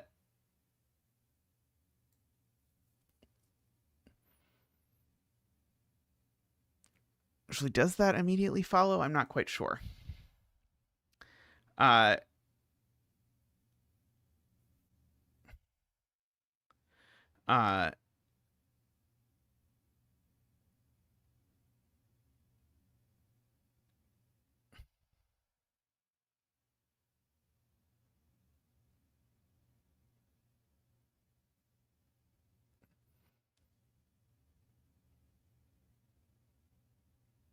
Yeah, I'm convinced it has to grow.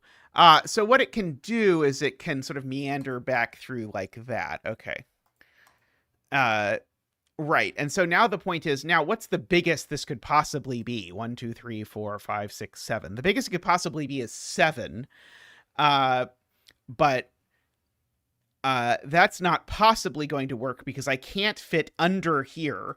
And so the longest it could possibly be is 4. And so this actually ends up having to be 4. That's very cool. Agree with that. And so actually we know what the visit to this looks like. Because again, this absolutely cannot turn down like that. So we're going to have to go like that. Which is then going to sort of force all of this stuff with this loop, I believe. 3, 4, 5, 6, 7, 8, 9, and 10.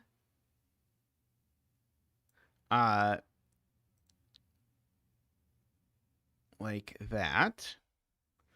1, 2, 3, 4, 5, 6, 7, 8, 9, 10, like that. And now this, again, can't turn down for lots of reasons, so it turns up. Do we end up with that?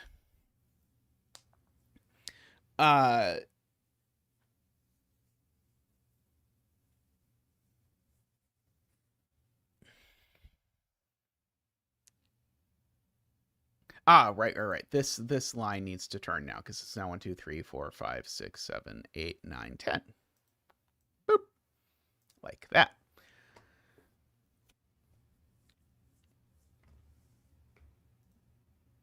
And this is a corner, yes, agree, because it's nowhere else for it to go. I really want this being unshaded to break instantly, but it doesn't quite break instantly, at least for me. It probably still breaks, but it doesn't immediately seem to break.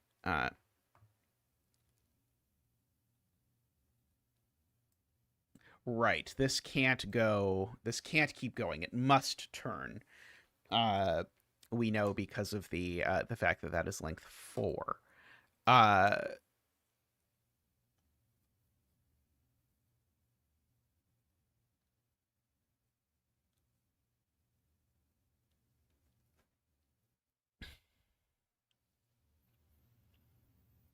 let's see.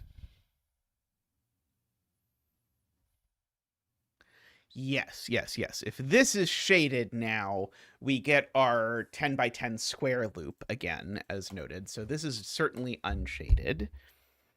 Uh,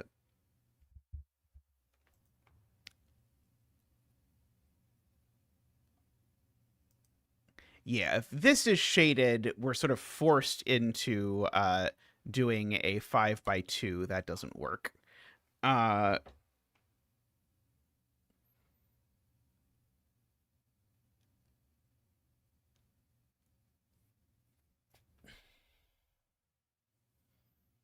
1, 2, 3, 4, 5, 6, 7, 8, 9.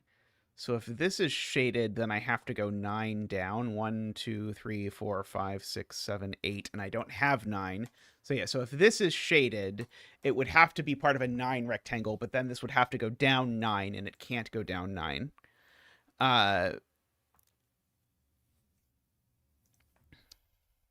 I think this is almost certainly going to have to be shaded, but I can't prove it yet, I don't think.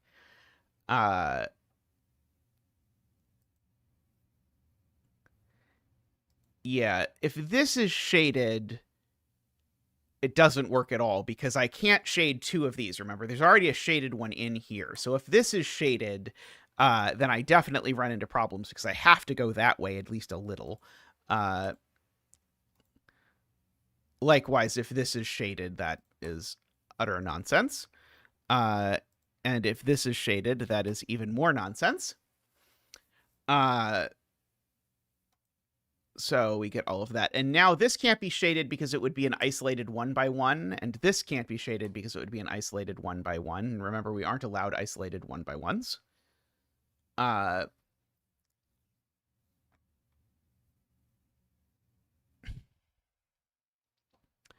uh,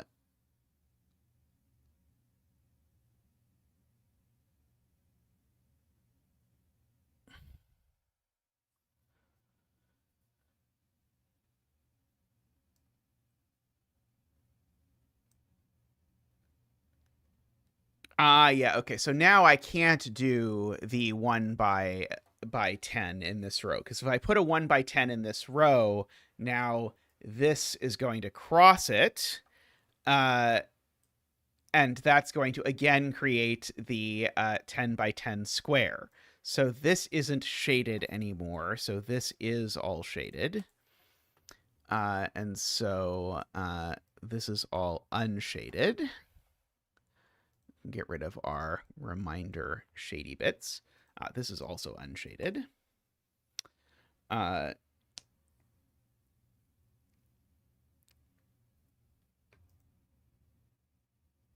This can't be shaded because it's going to break this 2, right?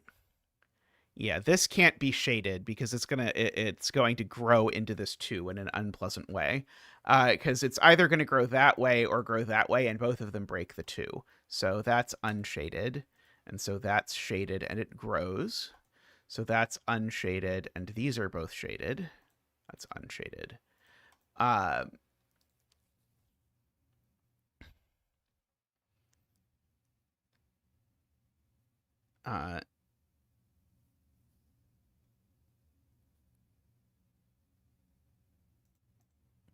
uh, bye, Smitha.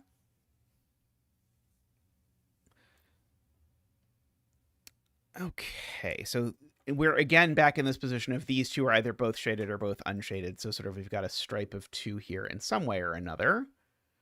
One of these 2 is shaded, which is kind of interesting.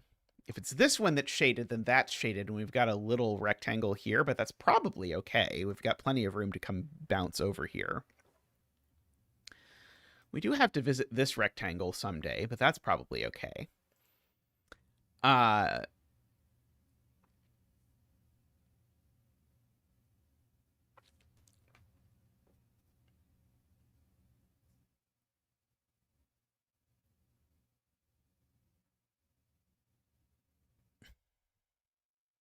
I feel like I really can justify shading this cell. Because if I don't shade this cell, then I have to shade something up here. And remember, I can't put a 3x1 up here because a 3x1 will crash. And these two come together. Sorry, I don't know that these two come together. Sorry, never mind. I'm not 100% convinced I can do this anymore. No, I can't put a 3x1 through here. That would crash as well. So if I can't put a 3x1 up here, I can put at most a 2x1 up here.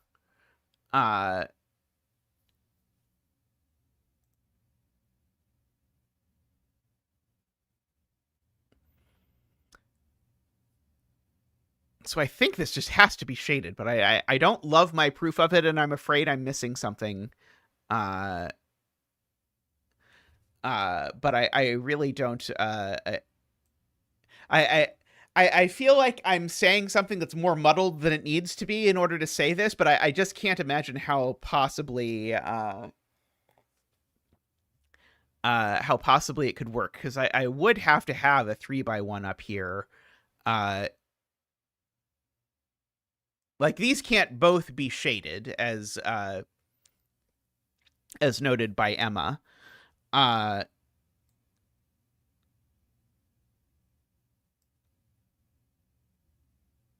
The only like possibility is that there's like a 2x1 and like a 1x4 or something like that. Maybe that's possible.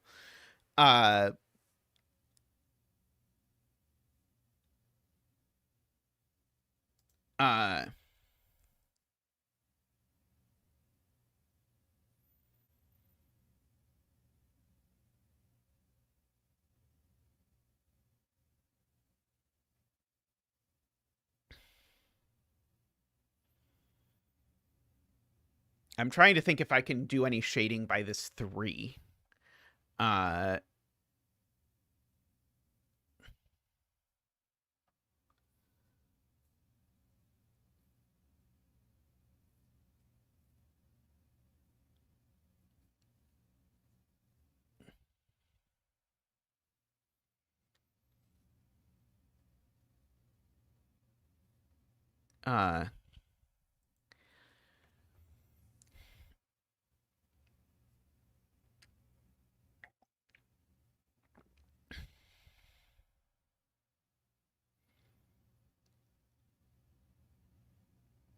The 4 cells in here can't be shaded because they'd either be a 9-cell segment or a 3+ cell region. Why couldn't they be a 2-cell region?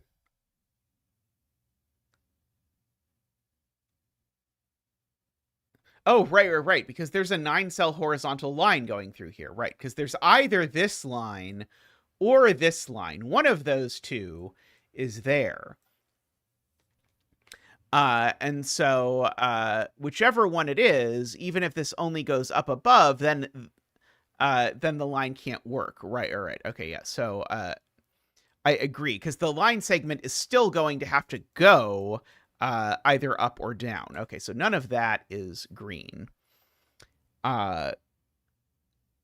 Or sorry, none of that is shaded, is the point of all of this.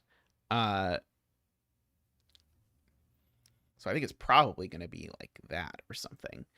So now I just can't shade 3 of these cells because of the theorem that we've been doing repeatedly, which is that you can't shade 3 cells in a 2x2. So we have to shade that cell now. And so now this can't be unshaded because it makes an illicit shape.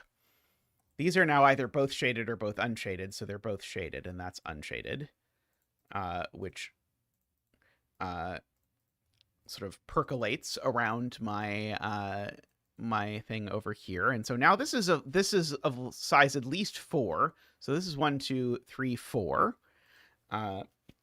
to maintain my loop stuff. I do know there's something shaded in row 1.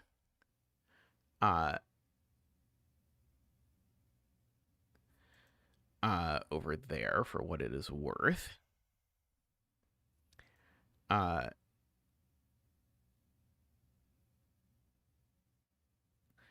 I do know one of these two at least is shaded. Because of this 5. I can't shade these 5 cells in this, or that will break. Oh,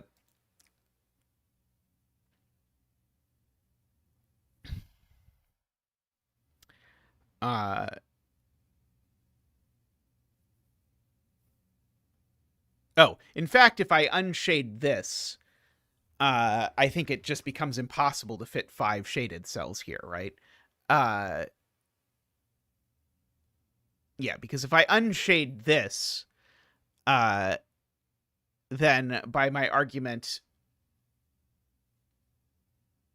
yeah, I'm trying to figure out what is the most elegant way to say I can't shade 5 of these 6 cells, and so say like, well, I can't omit that one, I can't omit that one, I can't omit that one.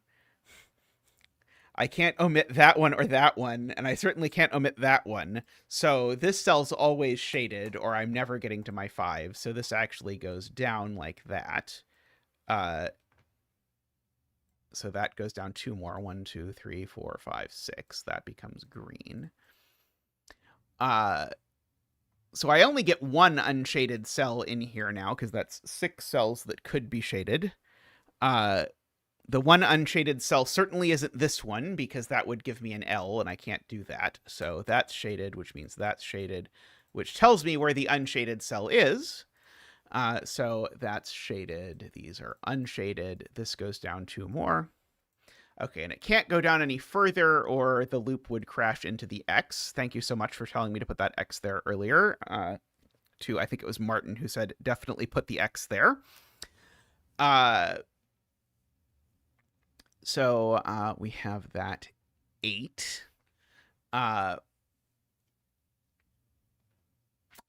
These are either all shaded or all unshaded, we will recall.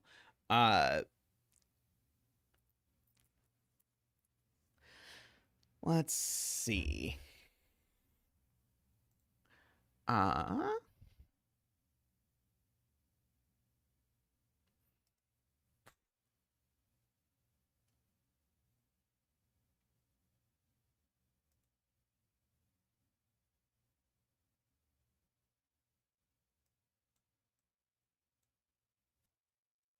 And I know these are both a shaded, unshaded pair, for what it's worth.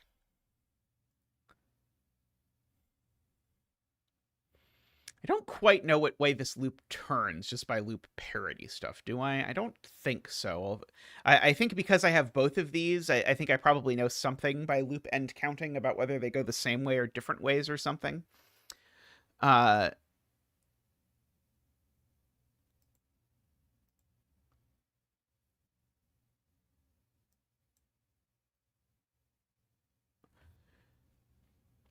Oh, wait, Martin says something about this.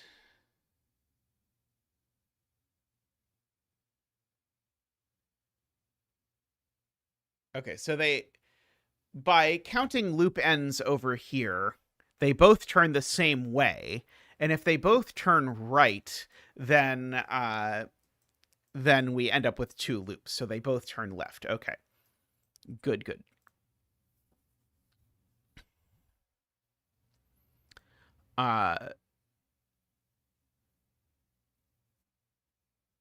Okay. This... Oh, maybe it could... Okay, no, this can't be shaded. That's my next observation. If this is shaded, then it needs to be this needs to be of length at least 4, and it's certainly not. So this is unshaded, which means that's unshaded, which means both of these are shaded.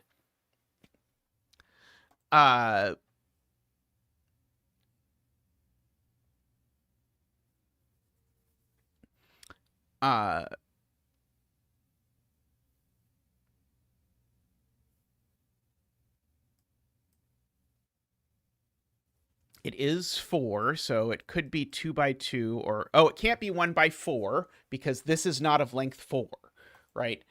So 4 is not equal to this, so this can't be shaded. And so my 4 actually is that 4, which shades these two as well. Shakona is just so great.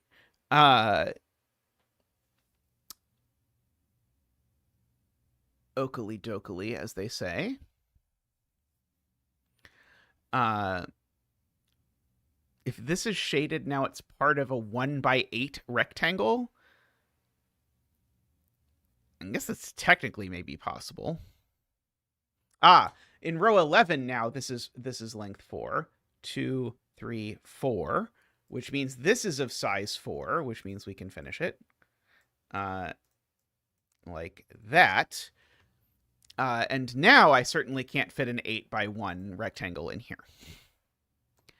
Oh, and I should draw the X that I have been promised.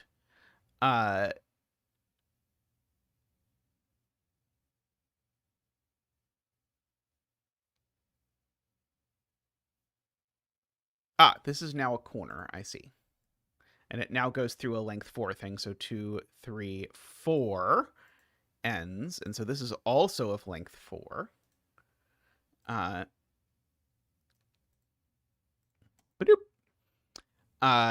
This is now a corner, but I don't know how long. This is now a corner, but I do know how long. 2, 3, 4.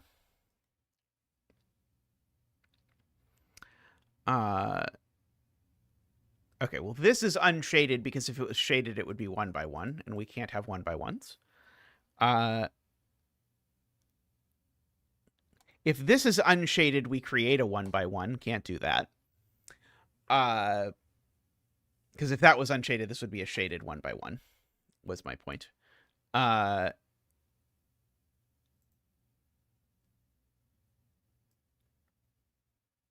Okay, yeah. So this is this 5.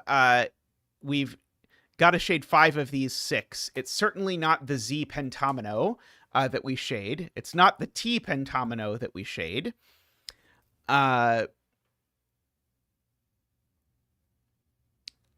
It's not the T tetramino that we shade.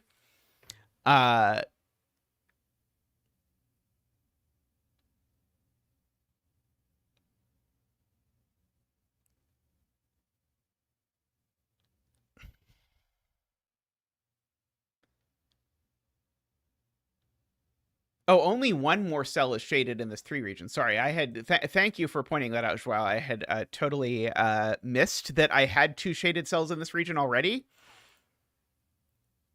So, like, that cell's certainly not shaded.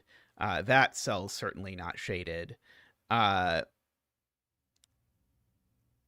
If that cell is shaded, that actually forces me to shade an additional cell through some somewhat complicated medium, but I always end up doing it anyway.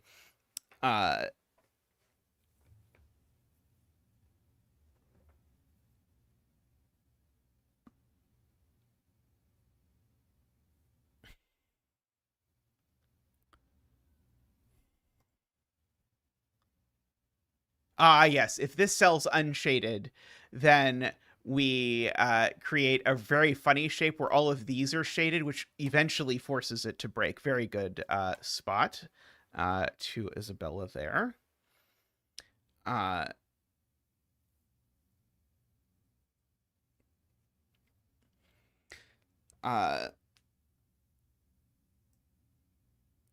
Annoyingly, this can turn right, and it will be of length 4.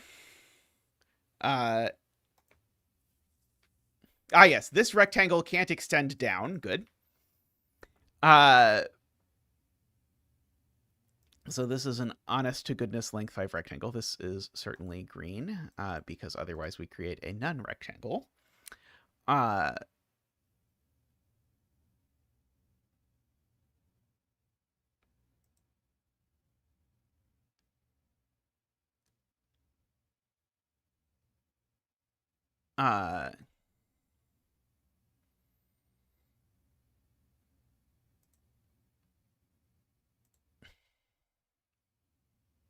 Okay.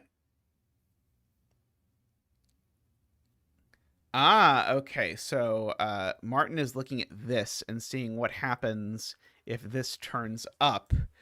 Uh, and so the point is it will have to turn at some point, and it can't go very far left because we've sort of blocked off the entirety of this. And so we don't even have 4 cells. So the rectangle would have to be size 3 at most. Again, trying to figure out the elegant-ish way to say this is that if this goes up into this rectangle is at most size 3 by 1, but even 2 by 1 doesn't work. Yeah, agree. So this turns there.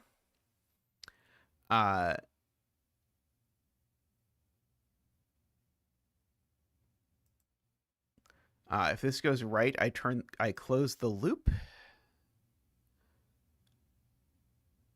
Yes. If this turns right, then the outer flange of the loop, which we know connects, just completes the loop.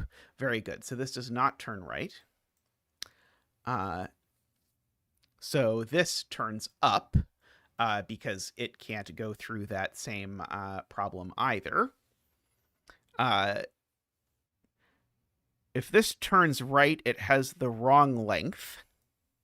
So it doesn't turn right. And if it turns left, it has the wrong length. So it keeps going up. If this turns left, we have problems. So it keeps going up.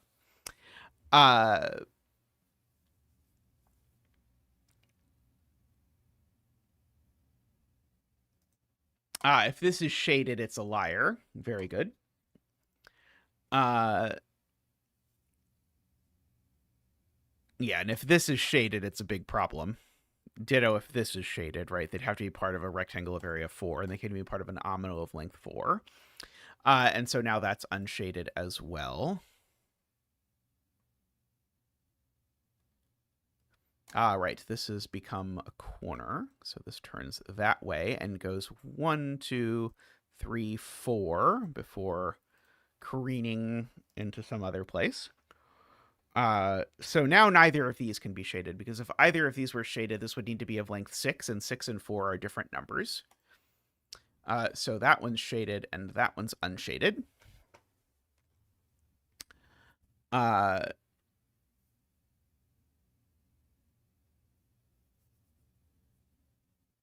Okay.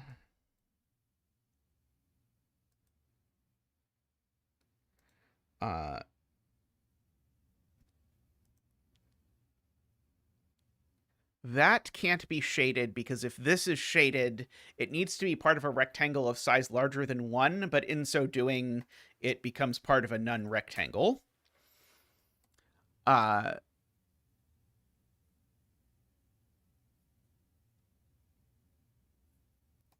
I shade this... Oh, never mind. If I shade this, I have to shade this. If I shade this, I have to shade that.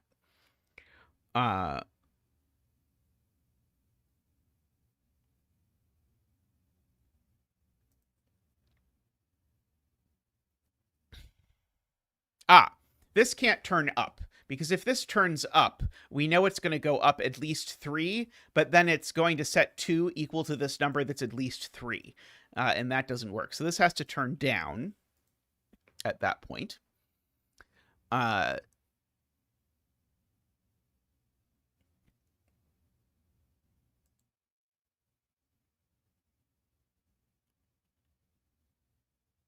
Oh, ups, did I miscount? Oh, you're right. Sorry, that would be okay. Sorry, I did not count correctly.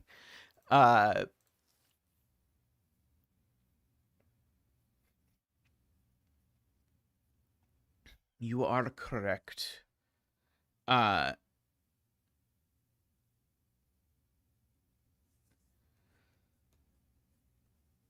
It's very nice deduction, except for the fact that it was wrong. But other than that, it was beautiful. Yes, agree.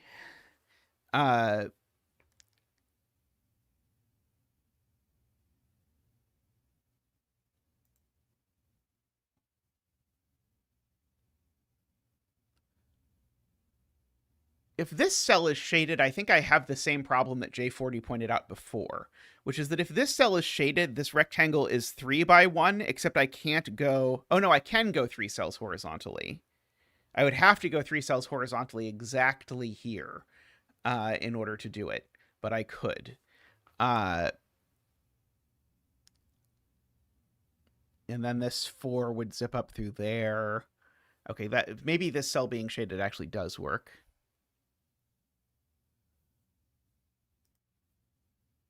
Ah, yes, yes, yes. This cell being shaded would mean it's part of a size 10 thing, which would mean that it is a rectangle that is 4 by 2.5, and the rectangle isn't 4 by 2.5. So that is an excellent point. Likewise, neither of these can be shaded because they would need to be size 10, and they can't be.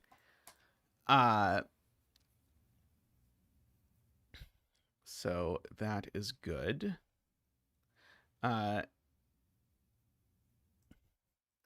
There's been a lot of nonsense in this puzzle, but it has all been very, very Zeta-friendly nonsense, as these things go. Okay, I know I have to get down here, right? If this loop does... Because this needs to be visited. If this does turn up, then I need to have 2 different loop pieces coming down here in order to pick up visiting this monstrosity.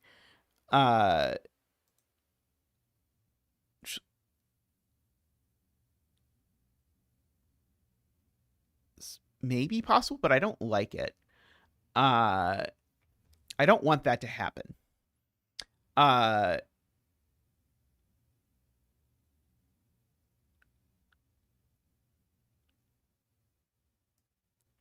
Okay, so the 8 has now come into its own. So we now have to look at the 8, which I have to highlight and carefully count. Okay, so not the 2, Zeta, not the 2. Okay, so the 8, let's unhighlight all the unshaded cells. Currently has 4 shaded cells. It needs 4 more.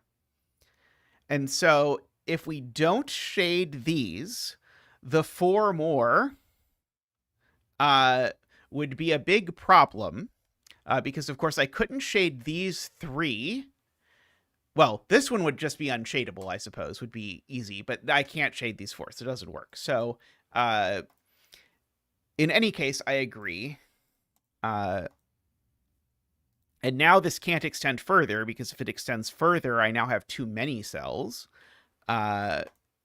over here in the 8. I need 1 more shaded cell in the 8. Found a scorpion and a wasp in your room. Horrible.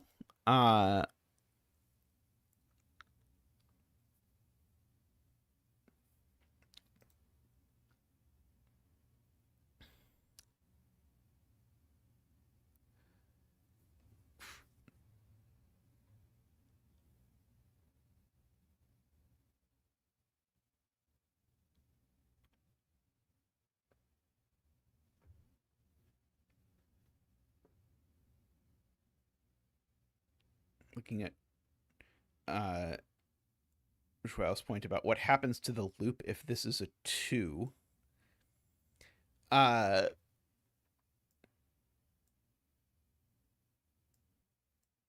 so I certainly couldn't do that because I couldn't run into the 4.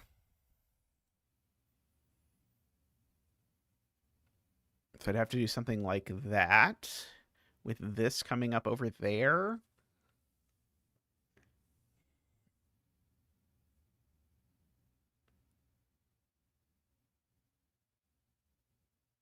Oh, sorry, no, this would have to go down, I think, not up. Uh,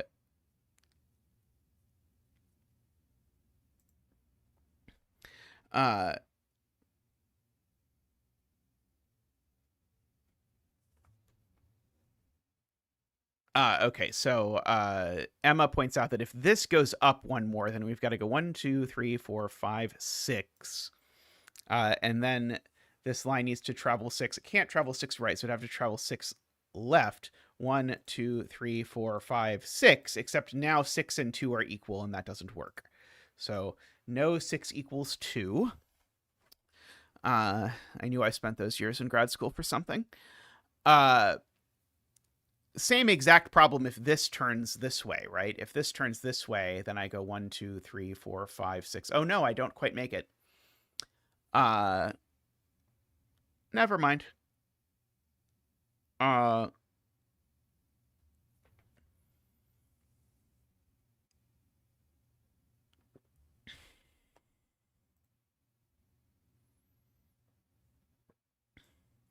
Oh, we have the same two loops problem that Martin has been on the lookout for. If this goes right now, yeah, if this goes right once, it certainly goes right twice. And now we've sort of excluded the outer part of the loop from ever joining the inner part of the loop, because these are sort of like the inside loop ends, if you want. So that doesn't happen, so that happens instead.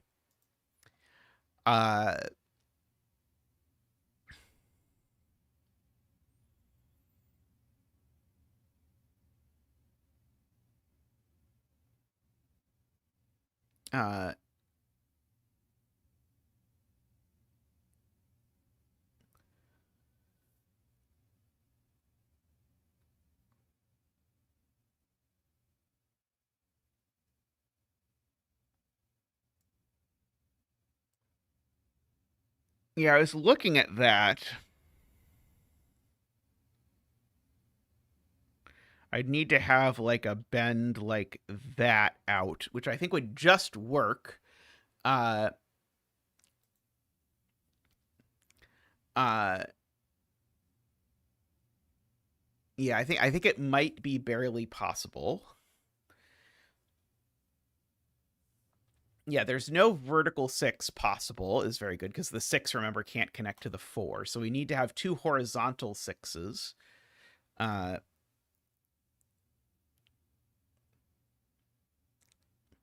Okay. So here's an easy one. If this turns here, we're borked, because if this turns here, it can no longer go up or down because of the both of these things, and it can't go forward either. So this definitely goes up. And now these two ends, if they connect with each other, then we're going to break probably all kinds of things, but we're at the very least going to break the this rectangle, because it's never going to be able to be visited again.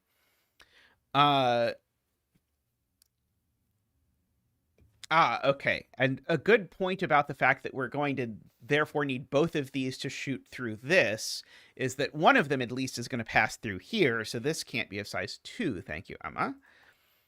And so that finishes the 8 over there by greening all of this, which grays that thanks to the 2 clue, and grays that thanks to the 3 clue, and grays that thanks to the fact that things can't have size 2. And now grays this, because if I green that, then I have to do the 3 cells in a 2x2 business.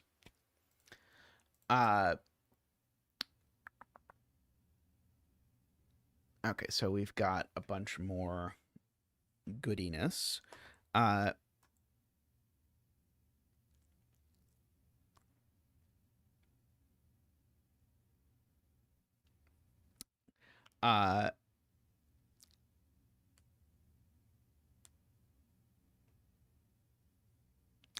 Yes. If this goes left, then it's going to go 1, 2, 3. Then it'll go up 1, 2, 3.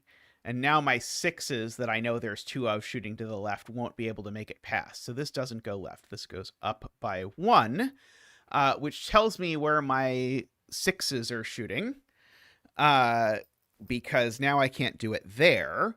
So it's got to be 1, 2, 3, 4, 5, 6. 1, 2, 3, 4, 5, 6. This is now a corner, so I have to do that. This certainly isn't turning right, so now it's turning left. Oh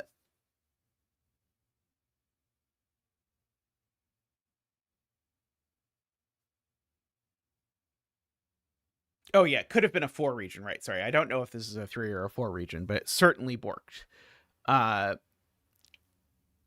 Yeah, the 6s need to connect to each other because they're certainly not going to set 6 equal to 2.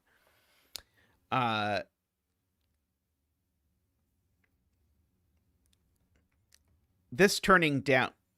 That's not what I... This turning down breaks. This turning down breaks.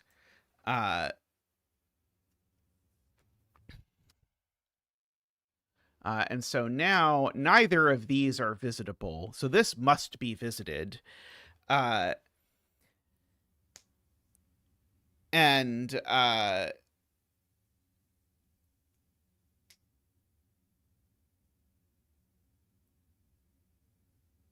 right. And now these are the only 2 loop ends I have on the inside. So, sorry, this doesn't have to be visited necessarily. Sorry, that was a lie. Did I just... No.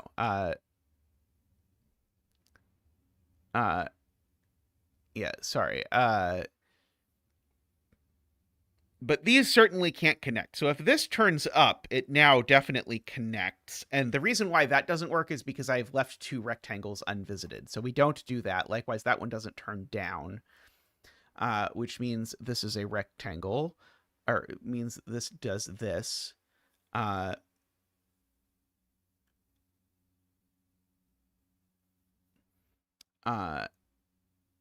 Yes, if this cell is visited, Josh points out that's a problem because it's actually going to force a 2x2 because it being visited would have to look like this, and this would have to turn, and that would have to turn, and I'd get the littlest loop ever, so I can't do that. So I have to visit this cell and not that one, which means this is a corner that looks like that. And now because of this 2, this needs to turn either up or down, but up breaks, so it turns down. And now this gray has to grow, because if it doesn't, then it won't be visited at all, which finishes the 2 from times past. So now this has to go like that through here, corner.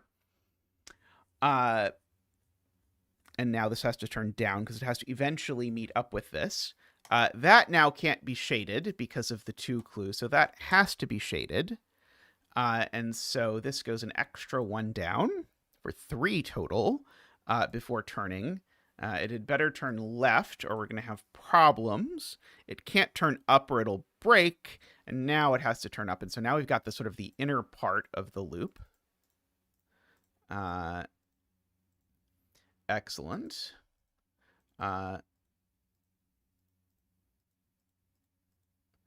Okay.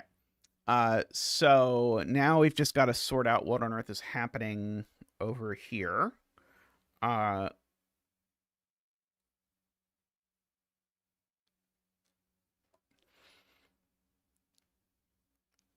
Which sounds doable, I guess. I think this being visited causes the same problem. Oh, maybe not quite, actually.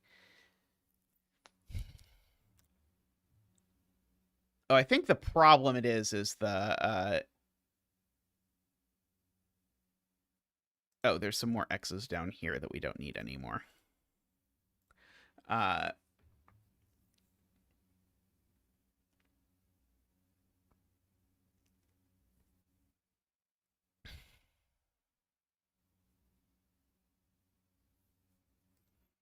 Yeah, okay, so I can't cross this line, is Selena's point, because if I cross this line, then I would have to go at least 3 this way, but that would put me into... What if this goes all the way up? What if it's like length 5? Oh no, that doesn't work either. Length 4? Oh, this can't be length 4. Wow, that's weird. Oh, column 13. I do think it's true that there's an X here, but maybe not. But yeah, this 3 by 1, assuredly, we can't go into from the bottom because we'd have to leave it and turn left or right, both of which break. So that means we need to visit it horizontally at least once. And probably twice if I count carefully, but maybe only once, actually. No, I think once is fine in this particular instance.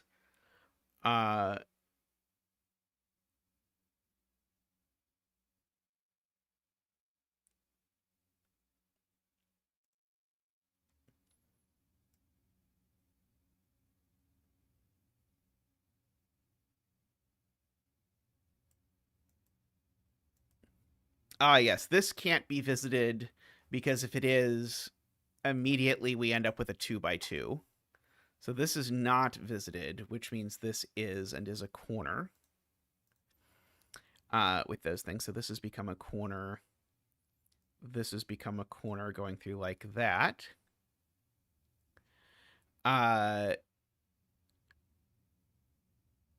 This can't turn into there, so it has to go here. And now this can't go down, or we end up with a loop end problem. Yeah, visiting this 8 seems difficult, but maybe 1, 2, 3, 4, 5, 6, 7, 8 seems actually, maybe we're gonna like do that with the 4 or something. It's vaguely possible. I don't think it's likely. But I think what I just sketched out might possibly work. I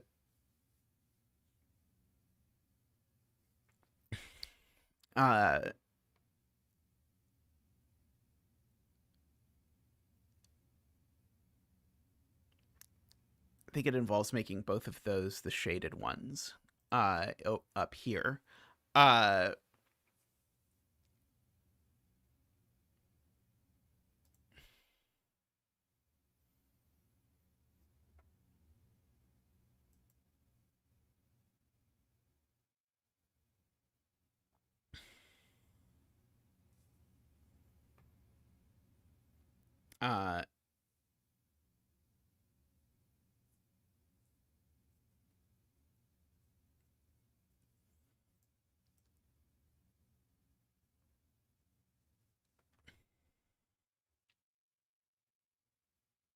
Right.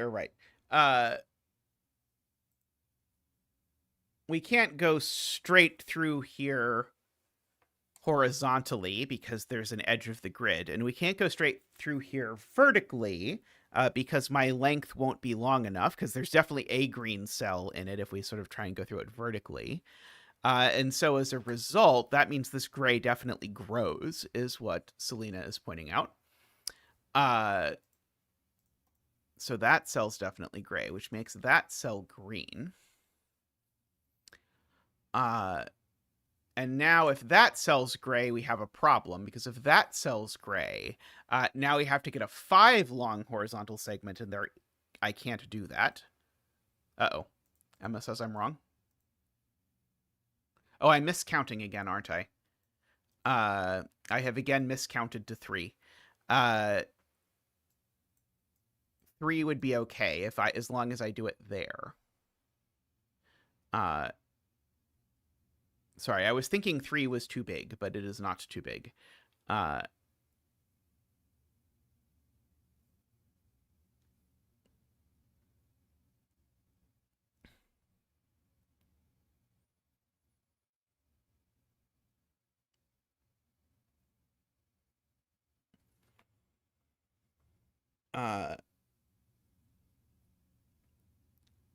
1, 2, 3, 4, 5, 6, 7, 8. Okay.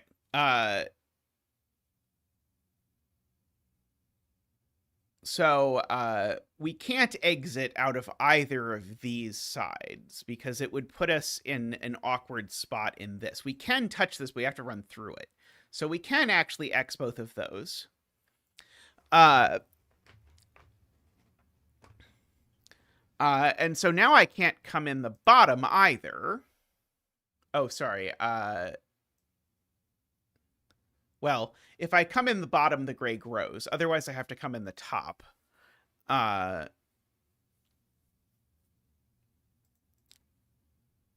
So gray grows, or I come in the top.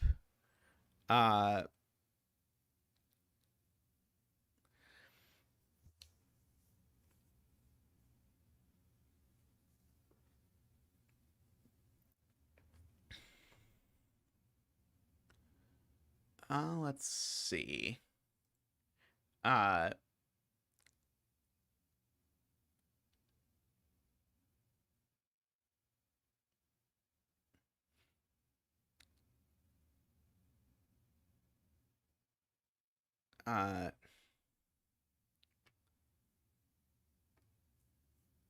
Yeah, I agree that's not more than 4 long horizontally. Uh,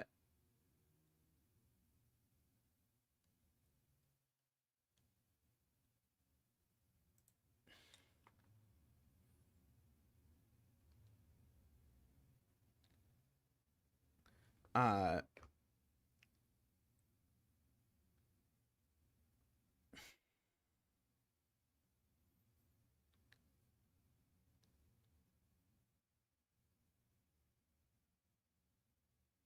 oh, yeah, okay, yeah. If I enter from the bottom, right, okay, so if I enter from the bottom, this can't be of length 3. So it has to be of length at least 4, but then I run into the problem that then the gray has to grow, and this has to grow up at least here, because I can't go 4 to the left. So yeah, just I can't enter from the bottom at all. I have to enter from the top. And so that needs to be length 3, which is the most it could possibly be. So that needs to be green. Like that. Corner, corner, gray, gray. So this needs to turn. This needs to turn. That needs to go that way. And so we are indeed going to get... did we cheat?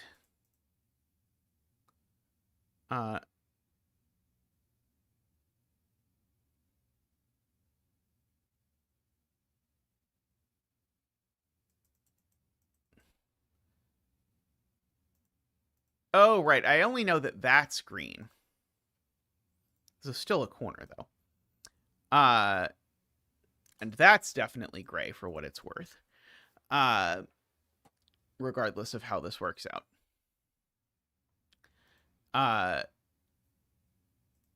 This does still cut 3 this way. And so now this needs to go down, and as soon as it goes down, it goes 1, 2, 3, 4, 5, 6, 7, 8. Good. Okay, so that all worked out.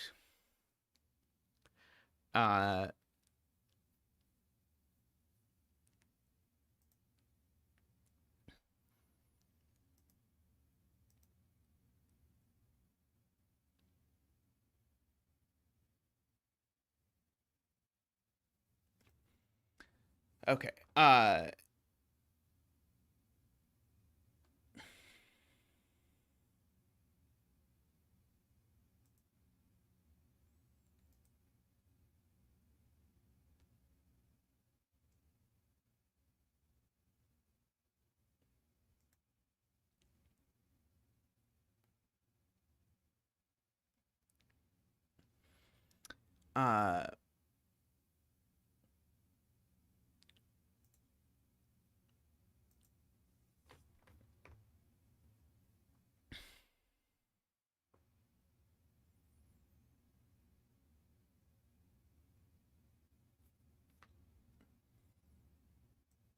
I think I know that there's a horizontal 2x1 here, right? Yeah, I know there's a horizontal 2x1 here.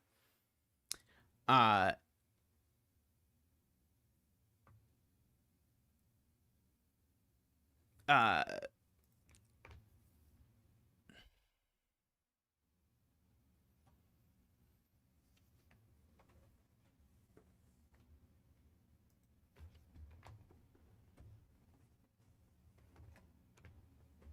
okay, yeah. So the Emma has a very short look ahead that does this. If this is gray, now the segment is length 3. So then this segment is length 3. And so when the segment comes here, it now has to go down 3, 1, 2, 3, and then it crashes abysmally. And it can't be larger than 3 because it already is 3. So that's not gray, it's green. And that is gray. And now, because of the fact that one of these is double gray and one of them is double green, these have to be double green and not double gray, or it would break, which now means that we get this sort of snaky bit through here. And then this has to snake back up to do that, which now, at long last, tells us that we... I think have to have our length 10 line 1 2 or sorry length 10 1 2 3 4 5 6 7 8 9. Oh, sorry, length 9. Sorry, it's length 9 that it passes through. Length 9 line has to be here because this would be at most 1 2 3 4 5 6 7, and 7 is less than 9. So we get that. That means my two shaded cells can't be here, and they must be here. And we can clean up our X's over here. Loved that puzzle. That was a delight. Very nice combination of all of those rule sets. More Shikona puzzles always, but definitely worked out well with the highways and byways rule. Alrighty. I am going to stretch for a moment and then return, and we will do more puzzles. But that was fantastic. I will be back in just a moment.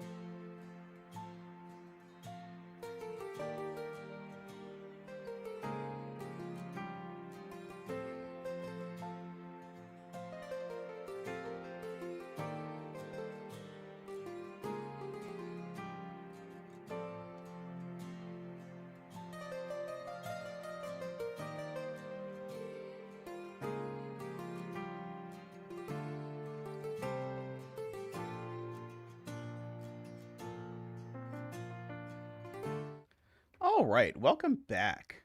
Uh, I figured before I do the next puzzle, I can go ahead and reveal my much requested by at least one member of chat uh, puzzles of the year from 2023.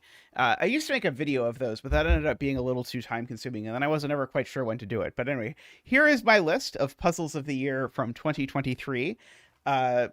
Some of which I even remember. So uh, as a quick going through them.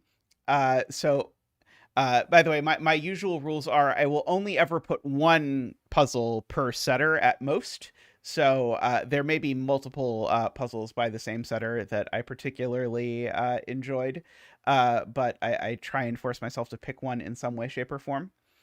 Fog Shot by Amnesty was for the Fog of War challenge, as was Embark by Doomed Yacht. Both of those good. Yeah, Wisteria Falls is Wisty on LMD. Whispers in the Fog was also a Fog of War challenge. There, one. I don't remember what Kaboom by Math. Oh no, Kaboom by Math Pesto was the fill in the pieces into the grid puzzle. And any puzzle where I get to like put pieces together, like a jigsaw puzzle, will tend to get my attention. Infrared by Microstudy was the first Microstudy Philomeno I did, I believe. Although I've done many Microstudy Philomenos. P.S.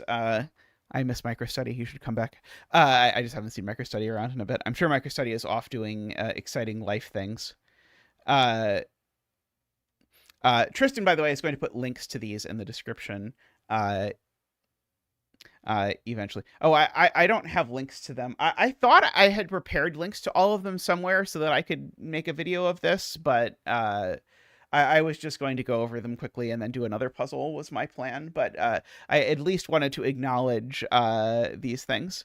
Yeah, you could just grab them from the spreadsheet. That would be fine. But I really like Navarro's Candies series. If you have not seen Navarro's Candy series, that is a delightful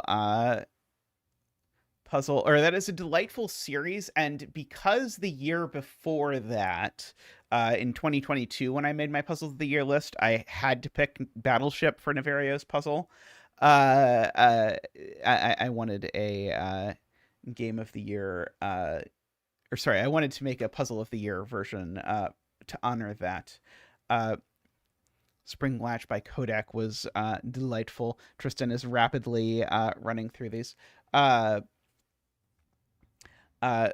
did promise that there would be a set puzzle on my puzzle of the year list, and the set puzzle was Fistful of Circles by Marty Sears, which I quite liked. Let's see. Pinpoint by Mixo is an insane Japanese sums puzzle with Kropke on instead of clues. So basically, it's sort of like a build your own Japanese sums puzzle that was a lot of fun. The Philomeno Ubon was delightful by KNT. It is much, much more approachable than most Yubon puzzles. I can at least say that. So if you like that, it's Whispers in the Fog. Excellent. The Castle Wall Philomeno by Agent is one of my favorite Agent puzzles. Although Agent has been killing it, like over the past, I don't know, 2 years or so. Like every Agent puzzle I've done has been fantastic. But that one has really inspired me. This is one of the puzzles that has sort of like sent me down a hole of trying to set specific ideas inspired by this one, none of which have worked. We have Trebuchet by Tallcat, which, funnily enough, you'd think I really like those like hookshot arrows that like kind of index the thing. What are those called? But it's a multi-grid puzzle that features those, which multi-grid puzzles also tend to really get my my attention as being things. Funhouse was a Zagress parody mirror puzzle, I seem to recall. I think Fresh Pancakes might have been the first parody counting puzzle I did by 99% Sneaky, but I really enjoyed it. Someday We'll Meet Again, I think, was the Nabner puzzle by 2 to 10th of that year. And then actually a second kind of set puzzle called Set Piece by Wisteria was for the Some Doku challenge, which reminds me I have not done a setting challenge in a long time. I should think of a setting challenge to suggest, because the fact that one of the things from my last setting challenge is on my Puzzle of the Year list from a year ago suggests that probably it has been a while since I've done a setting challenge, so I should do that. I'll think about it. But anyway, I just wanted to sort of quickly post this because Selena has been asking for it for a while, so I figured Selena would appreciate it if I finally actually published it, because I have this list and I have been sort of meaning to go over it at least a little bit. But anyway, that's my 2023 list. I'll admit I have not been keeping good track of puzzles of the year, possibly for 2024, so I'm not sure exactly what I will do with that. But anyway, it's a KNT puzzle, Tristan. Maybe it just missed the spreadsheet. But anyway, with that, we can go over and we can do this puzzle. Okay, so now I want to get rid of the grid. Okay, so the dashed grid option is there. So Sudoku Pad has a lot of really cool options. Dashed grid is very nice if you want to draw on the thing. Okay, so this is a rather striking arrow puzzle by Full Deck and Missing a Few Cards. So we have normal Sudoku rules. Digits on an arrow sum to the digits in the arrow circle. So these 3 digits sum to that. Digits separated by a white dot are always consecutive. So like 4 and 5, for example, although this one can't be 4 and 5. And that is it for the rules. So I'm noticing we have a parity thing happening here where these two have an odd sum. And so these all have a sort of interesting thing where I think the conclusion is that these two have opposite parities. I'm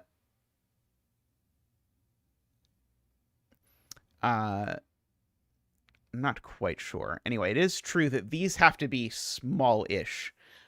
These can be at most 4 because they see the 5. Likewise, this can actually also be at most 4 because it sees the 5. Actually, even if it didn't see the 5, it could still be at most 4 because of that. Yeah, Tristan, I didn't intend that you put them in chat. I just asked if you'd put them in the description of the stream for people who wanted to see it if they came to it later or wanted to check later. I did not intend to torture you by having you like dump all of those in chat immediately.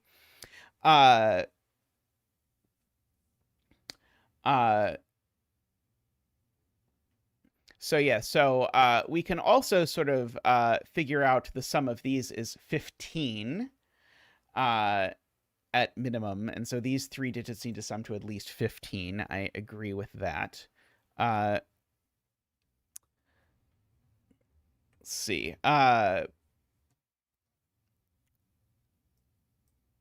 Okay, yes, this digit's a 1 for the rather easy reason that I missed for a long time, that these two digits are consecutive.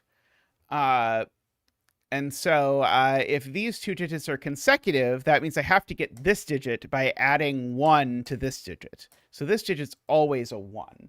And we can bring out Big Zach for the 1 dance, because that is the one that Big Zach has most practiced. Ba-doop, ba-doop. Woo! Ba-doop, ba-doop. Wah! Ba-doop, ba-doop. Wee! Ba-doop, ba-doop, ba-doop, ba-doop, ba-doop, ba-doop, ba-doop. Wah! Thank you, Big Zach. Thank you. So that had better mean that that is a 2. Also, it's being pointed out that these aren't the only cells here, because this is 15 plus 6 at the minimum. So that's 21. Plus this digit would be 22. So these need to sum to at least 22.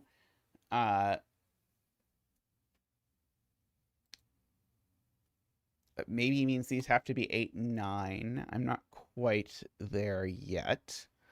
Let's see. These need to be at least 3, 4 if you look at the 1, 2 down here. So that means this is a 7, 8, or 9.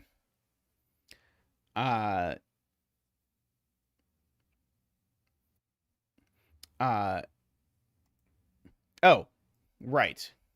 These aren't minimum 15 because there's a 5 there. These are minimum 16. So it's 16 plus 6 is 22. Plus 1 is 23 is actually the minimum. And so that means that these are all from 6, 7, 8, 9. But we definitely need an 8 and a 9 from that. So that is good to note. And we definitely have an 8 and a 9 in here for what it's worth. Right, so the white dots can't have a 6 on them. That's totally fine. So there is an 8 on this, so there's no 8 there for what it is worth. Okay,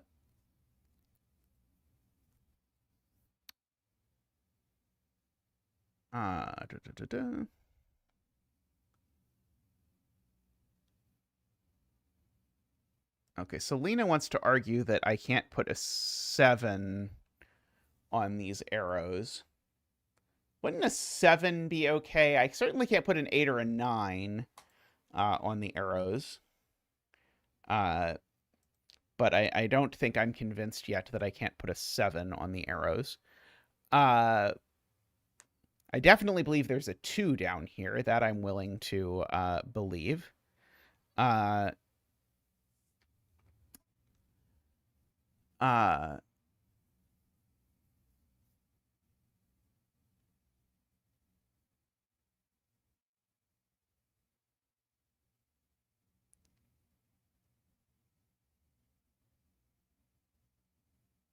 Right. Okay, yeah. This digit just is a 1. Because Garion points out we have 1 degree of freedom, and when we minimize this, we made it a 1, but we can't make it a 2. So this is definitely a 1. So we do know there's a 1 and a 2 in here.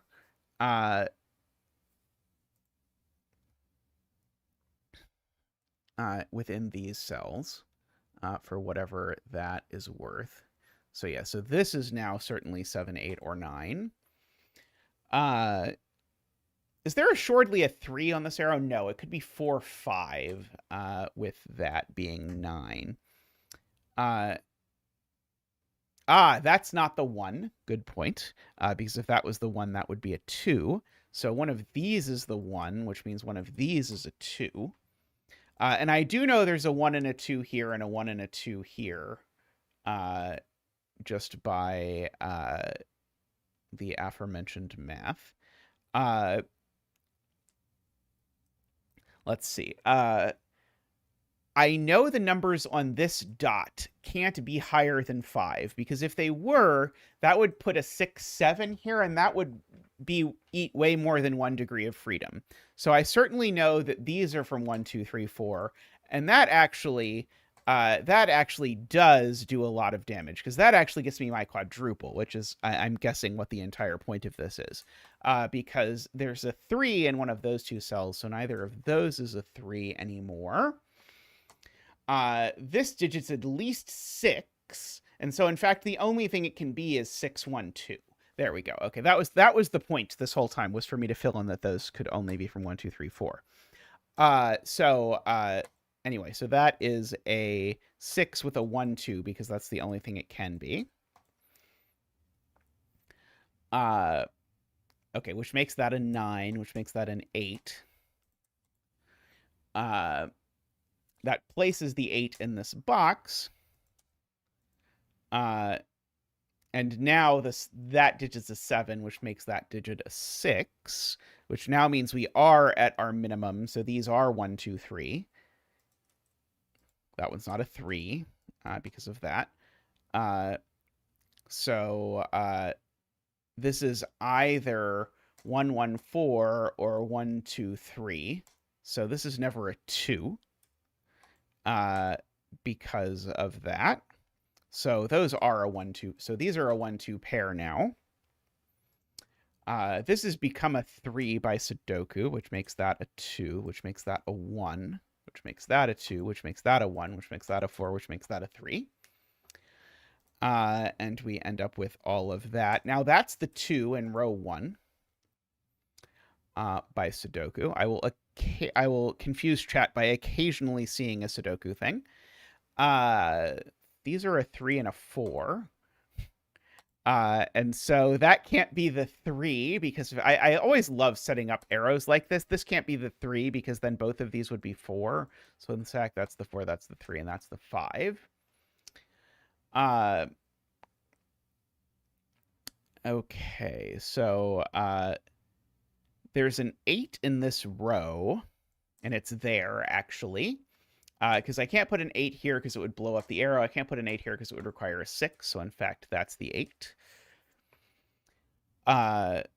Let's see. There's a 6 in this row somewhere. And it looks like it could be there or there. I think both of them. No, it can't be there. Sorry, it can't be there, because then that would require that to be a 4, which would break the box. So in fact, that's a 6, which makes that a 3 and a 9. And so now, if I look at it, there's 2 digits left, and I can probably figure out which goes where if I figure out what they are. The 2 digits left seem to be 7 and 9, and it's probably in that order. So that is an 8, which has made that an 8, which has made that a 7, actually, because of the fact that there's a 9 up there. Okay, so this is 1, 6 is the only option for how to make 7 and 2 that doesn't use a 4 or a 5. So these white dots contain a 2 and a 4, because every white dot contains an even digit. And 2 and 4 are the only ones left. So there's a 2 there, and there's a 4 in one of them. Okay, well, the 4 actually is not on this side. Just by Sudoku, Joao, there's a 2 there, so there's a 2 over here. But the funny thing is the 4 can't go on the 8 arrow because it would need another 4. So actually, these are a 2-4 pair. That's a very cute use of parity. Which means these are 3-5, actually, if you just look at it. Because the 1's already used. Alternatively, you could have said it was the one that doesn't use a 1 or a 6, but that's a little sad. But Laura also saw it that way, which works just as well, is to do that. Yeah, I'm sad. I'm not sad that you saw it that way. I'm just sad that it ruins my cool point about these having to be 2-4. So therefore, that seems to be a 9. And that 2-4 seems to add to 6, some claim. It's a little unclear. Let's see. These digits are 4 and 6 to make that work. These digits are 1 and 5 to make that work. So these digits are a 2-3 pair, just by asking where 2 and 3 go in this box, and that digit is a 7. So these are 4, 5, 6. And neither of those is 6, so that one is, it would seem. Let's see. These are 4 and 9, if I did that right. These are 5 and 7, if I did that right. Okay. Let us see now. Okay, so these are, of course, 1, 2, 3, 4, 5. And I know where the 1 goes almost, right? The 1 has to go there or there. Am I supposed to minimize the sum of these? Because I probably could. I know there's at most 1, 1, at most 1, 2, at most 1, 3, at most 1, 4, at most 1, 5, and at most 1, 6.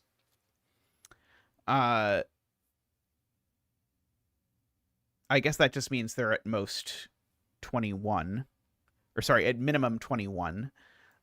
So these sum to a minimum of 21, which is maybe not super enthralling as these deductions go.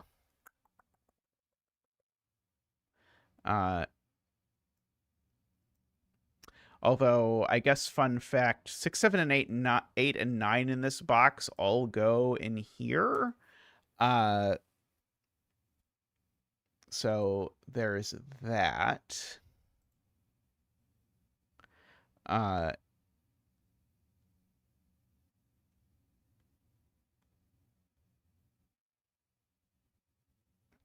Yeah, so I need to get to a minimum of 21. So this could be as big as 8.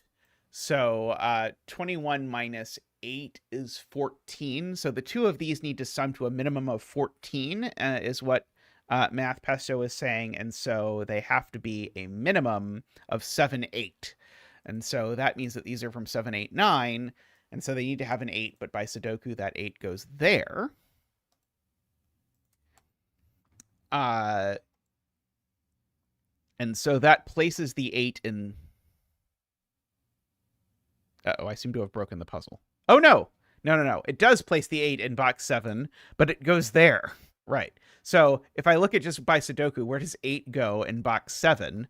It doesn't go on its own arrow unless I put a 0. So in fact, that's an 8, which is definitely going to resolve the what are these arrows mystery. The arrow mystery of 2024 has been solved. That was very cute. So that's a 6 and a 1.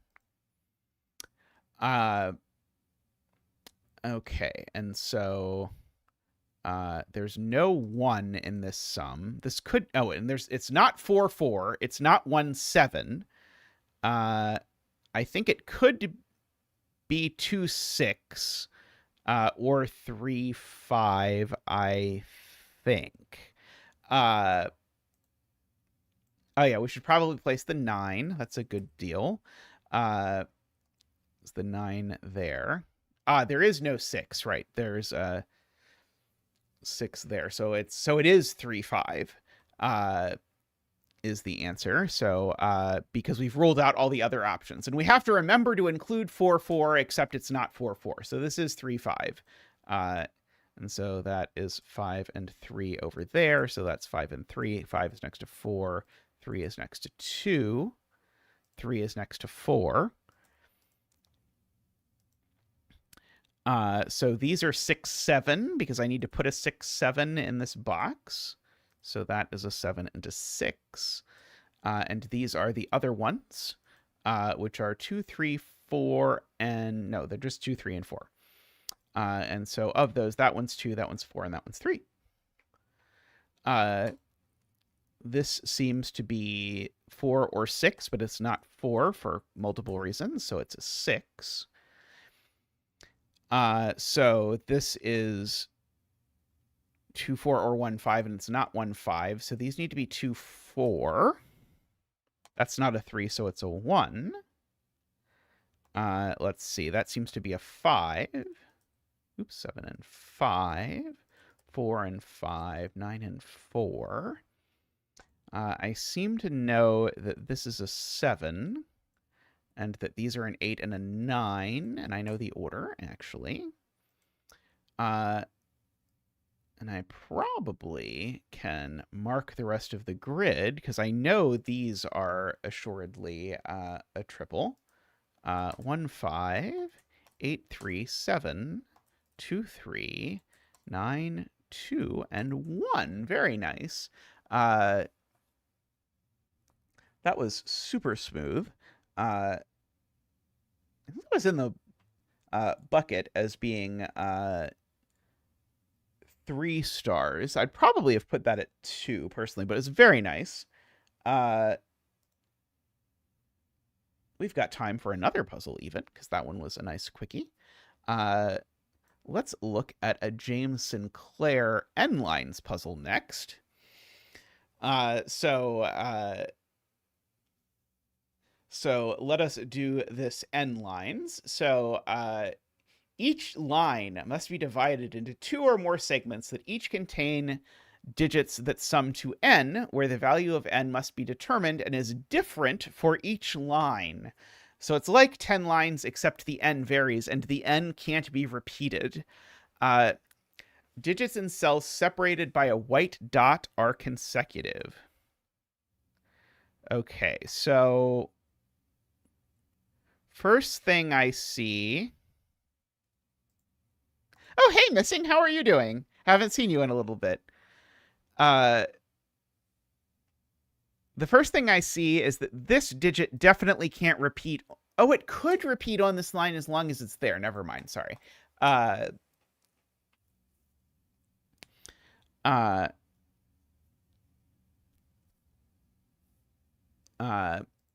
was trying to do the repeaty trick, but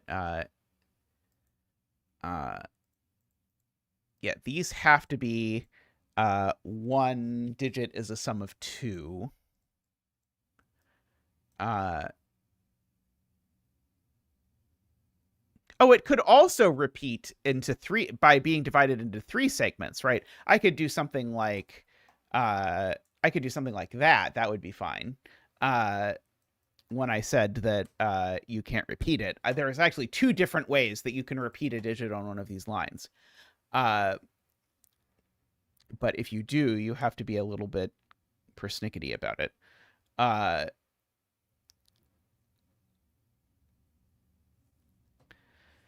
Let's see. We have 2 length 5 lines.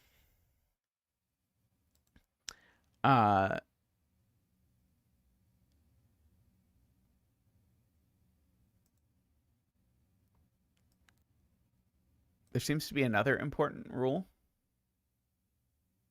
Oh, segments along the same line cannot have the same length. Oh, yes. Okay. That seems very important. Yes, I agree that that is very important. So we cannot do 2, 2, and we can't do 1, 2, 1. Okay. So that means these eat up sums 6, 7, 8, and 9 between them. So there's that. Okay, so these digits are all part of a 3-cell sum. Oh no, sorry, 6, 7, 8, and 9 isn't necessarily the case, because I could repeat a digit if I did something like 5, 1, 2, 1. I might be able to get away with something like that. Well, if you made the numbers actually work out. 5 is not 1 plus 2 plus 1. Sorry, I'm not quite sure about that, because digits still can repeat on lines as long as they repeat within the sum. But these are 1, 3, which at least means that these are in the same piece of the sum, regardless. Okay, so this length 5 line can't be 1, 4. So it's got to be 2, 3, right? Is the only option, because I can't do 3 different numbers. So I at least know that those are in the same sum, and then one of these things is going to join. So that means actually, because each of these is a 2-cell sum, these all sum to an even number, because it's the same sum twice, and this is the same sum twice. So that means this number at least is odd, of the smallest possible of deductions, but hey, there you go. That digit's odd. I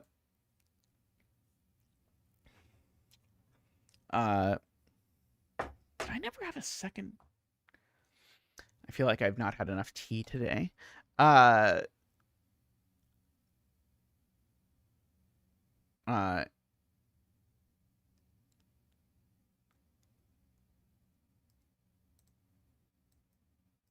2,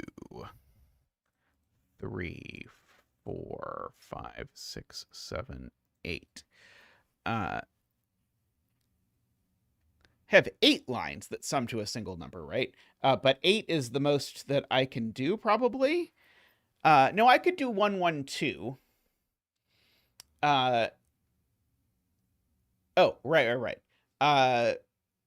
Right. Okay. So yeah, I can't repeat sums, and the point is that all of these have a single-digit sum. I can never do 1, so I have to do 2, because there's 8 different single-cell sums, and so this has to be a 1, 1, 2 line is the deduction here.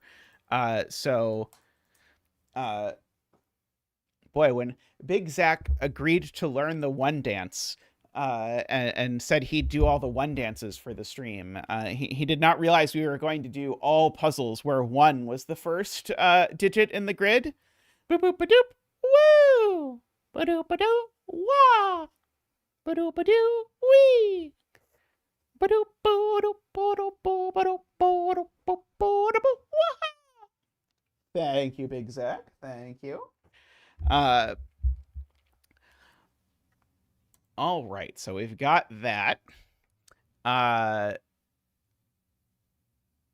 So that is exciting. And so we've got to have a 3 somewhere as well.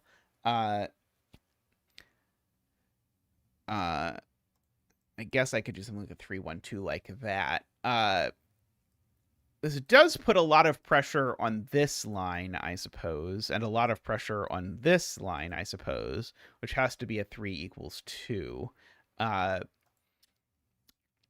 If this does go this way, this would have to be 2, 3, 4 with a 9. That might be okay.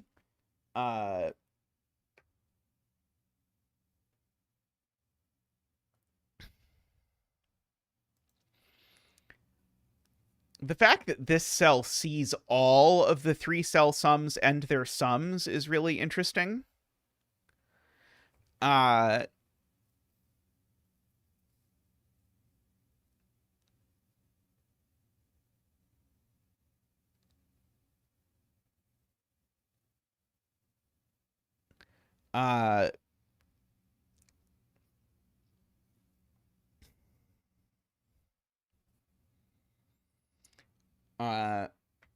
I do agree with Garion, and I was sort of trying to think along a similar thing. I think this might have to be 9, actually. But in any event, assuredly, this line doesn't continue this way. Because if this line continues this way, then this is a 9 with a 2, 3, 4, but I have to put a 9 somewhere. I can't have 9 be the sum of this line, but the sum of this line is a single-cell sum. It doesn't work. So we have our first... not that. We have our first, and it's the other way around. So these are at least 2, 3, 2 is the minimum sum. So this is a 7, 8, or 9. These are at least 2, 2. So this is at most 5. So this is at most 6. For what it's worth. Can this really be 2? No. If this is a 2, then the minimum here becomes 3, 4, 3, which is 10. So tiny, again, tiny deductions, but this can't be a 2. Okay.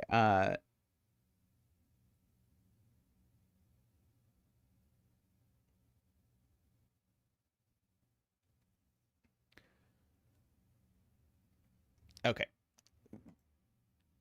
This digit assuredly cannot be a 1, I'm at least willing to say. Because if this is a 1, then all the 3-cell sums don't involve a 1. So they would all be a minimum of 2, 3, 2, which is, spoiler, 7, but I can't have that. So this is at least a 2. I think 2 probably doesn't work either.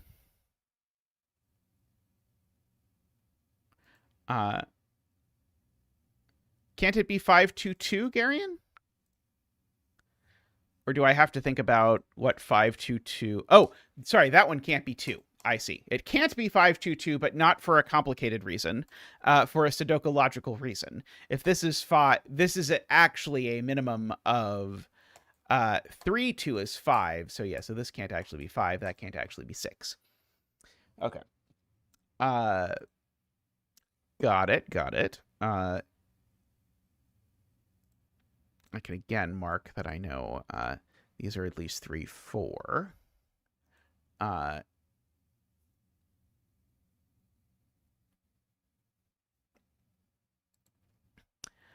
Let's see.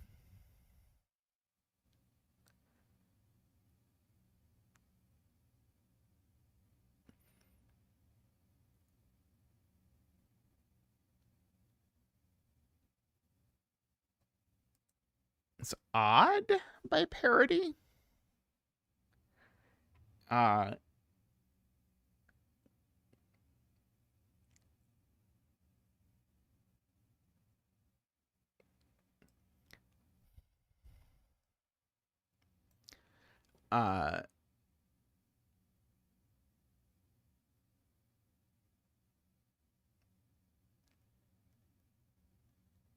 Okay, parity-wise, this cell has the same parity as the sum of these 3, because the sum of the whole line is even. So when I go to look at this and say, these cells with me counting...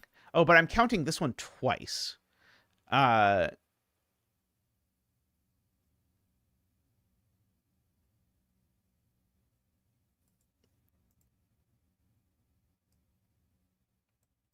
Oh, Selena wants me to add box 5 to this as well. Okay, so if I sum... Okay, let me explain this. If I sum column 5, row 5, and box 5, I know that the sum of all of those is odd because it's 45 times 3. But we also know that the sum of this line is even. And likewise, the sum of this line is even, and the sum of this line is even, and the sum of this line is even. However, these are all included twice, so the sum of including it twice is even. And so Selena's conclusion is that this cell is odd. It's not 2, 4, 6, or 8. So there we go. It's 3, 5, 7, or 9. Very nice observation there.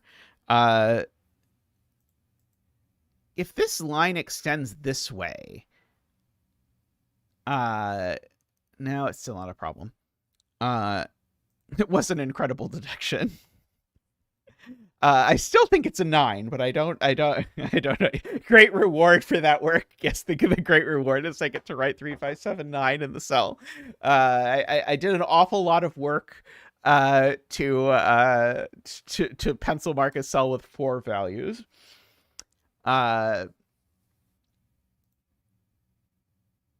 let's see.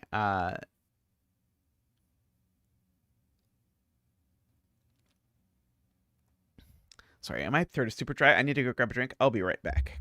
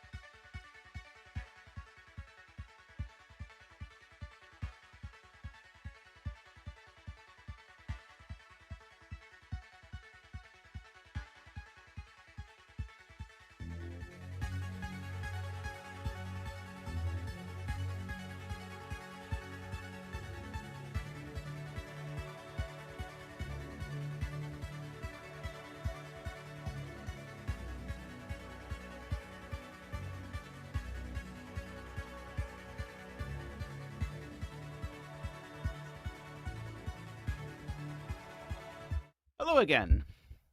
Uh, uh,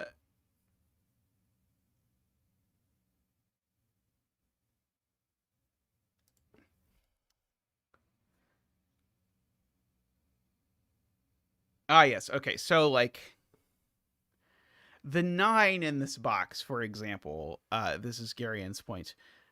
None of these cells could be 9, because if this cell is 9, then it's definitely going to have to appear on one of the lines in row 5 and column 5, and that's not going to work. So the 9, we know, sort of lives in this center band like this.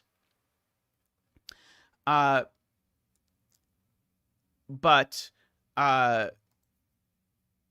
we can do the same thing with 8, because if 8 is here, then we know that 8 needs to show up in row 5 and in column 5, but then both of those lines will have to sum to actually more than 9. Can even do it with 7, because if 7 is here, then we're going to have,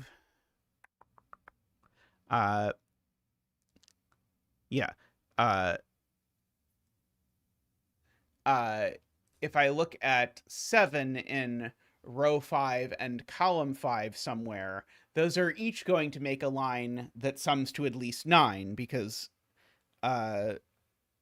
7 plus 1 plus 1 is 9. And I can't have 2 lines of sum 7. So 7, 8, and 9 are definitely not in these cells. These cells are at most 6. I think with 6, I think we can just get away with it. I'm not 100% sure, though, by any means. But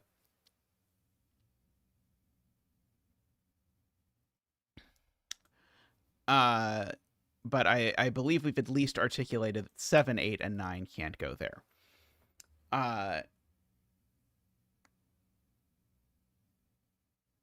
Yeah, 6 at least couldn't be the sum, right? If 6 is the sum, then you've got a 1, 2, 3 here. And that's going to make this an incredibly difficult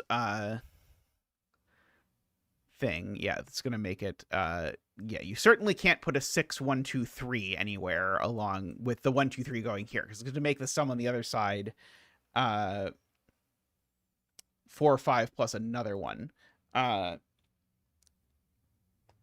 So yeah, and 6 was the only way that it could ever be a sum. So actually, none of these are the sums. All of these actually have their sum sort of coming out the other end. So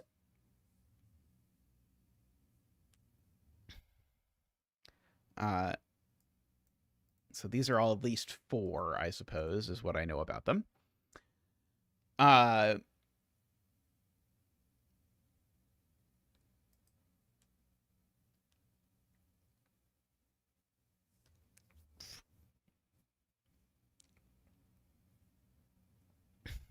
Let's see.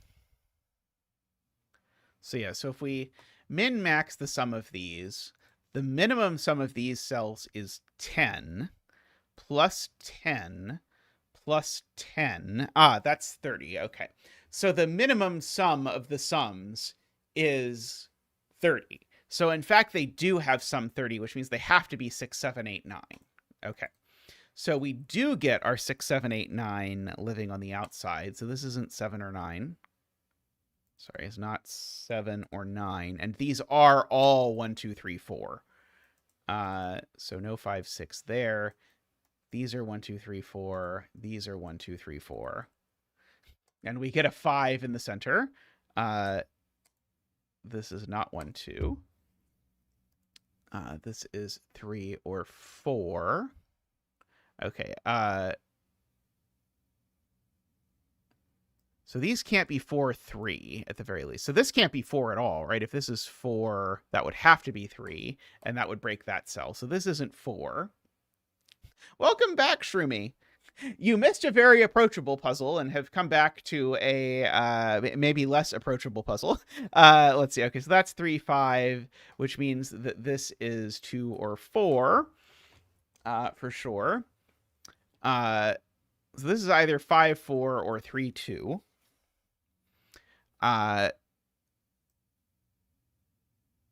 So 5, 4 would make this a 3 and would make that a 7. 3, 2 would make this a 4 and would make this a 6. 3, 2 doesn't work. So this being a 2 just doesn't work. If this is a 2, that's a 3, that's a 4, and that doesn't add to enough. So this isn't a 2. Oh, Emma says, oh, there's another digit in the sum. Oh, yes, I can add, I swear. Yes, I'm forgetting a cell. Good point, good point.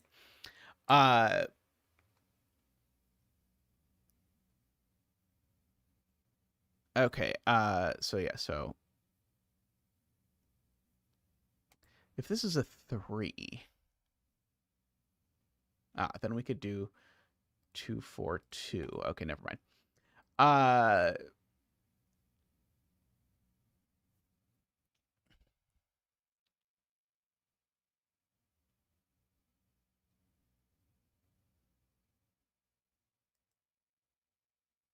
Gurian points out this being a 3 doesn't work, because if this is a 3, that's a 5 and that's a 4, and 3 plus 4 is already 7. Can't add 3 or 4 to that. So this is never a 3 at the very least. White dot is +1, correct. And we have sort of built our own arrows around the outside, and the additional rule is that the arrows, in addition to summing to the digit in the circle, they're all different. I do know that these are 6, 7, 8, 9.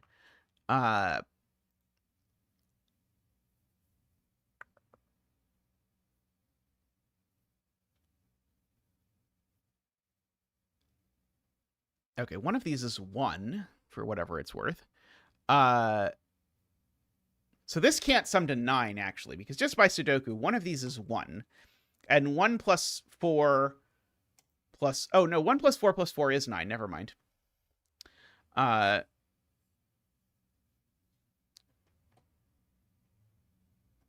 Right. The sums... So, therefore, the sums of all of these 3-cell lines are at most 5.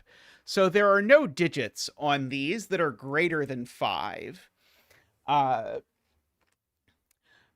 because you can't have anything bigger than the sum, which actually does get us a quintuple in this column, because we've already used the sums, the other sums. And so that's a 1, 2, 3. In fact, actually, it's a quintuple in the row and in the column and in the other row and a whole bunch of other places. But here I'm going to use it to say that we've at least got 6, 7, 8, 9 over here. And the middle digit certainly can't be 5, correct? Now,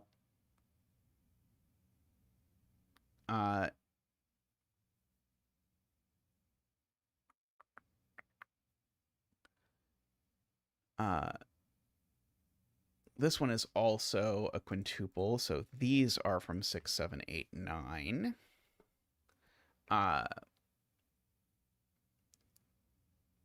These are also a quintuple.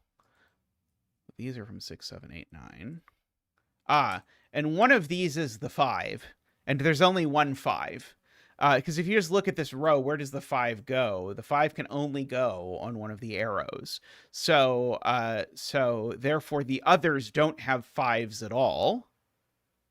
Well, I guess there's only one more. That one doesn't have a 5 at all, so it doesn't have a 4 either. Well, sorry, it doesn't have a 4 in the middle.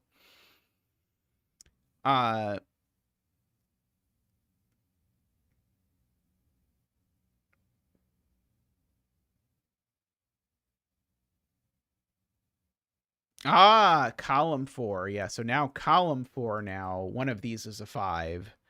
And we've just said it can't be that one. So that one has to be a 5. Because we said it can't be that one, because then that would also be a 5. So there we go. Okay, so that's a 5. I think I deleted the wrong digit. There we go.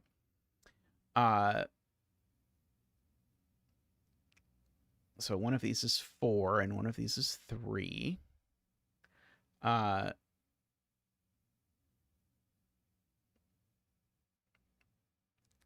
It's true. These other ones don't have 5, and so Emma's point is they're either 3, 1, 2 or 4, 3, 1, and so both of them have a 1 and a 3. And for example, this one I know where the 1 goes. And this one I at least know the 1 goes in this row, so that one's not a 1.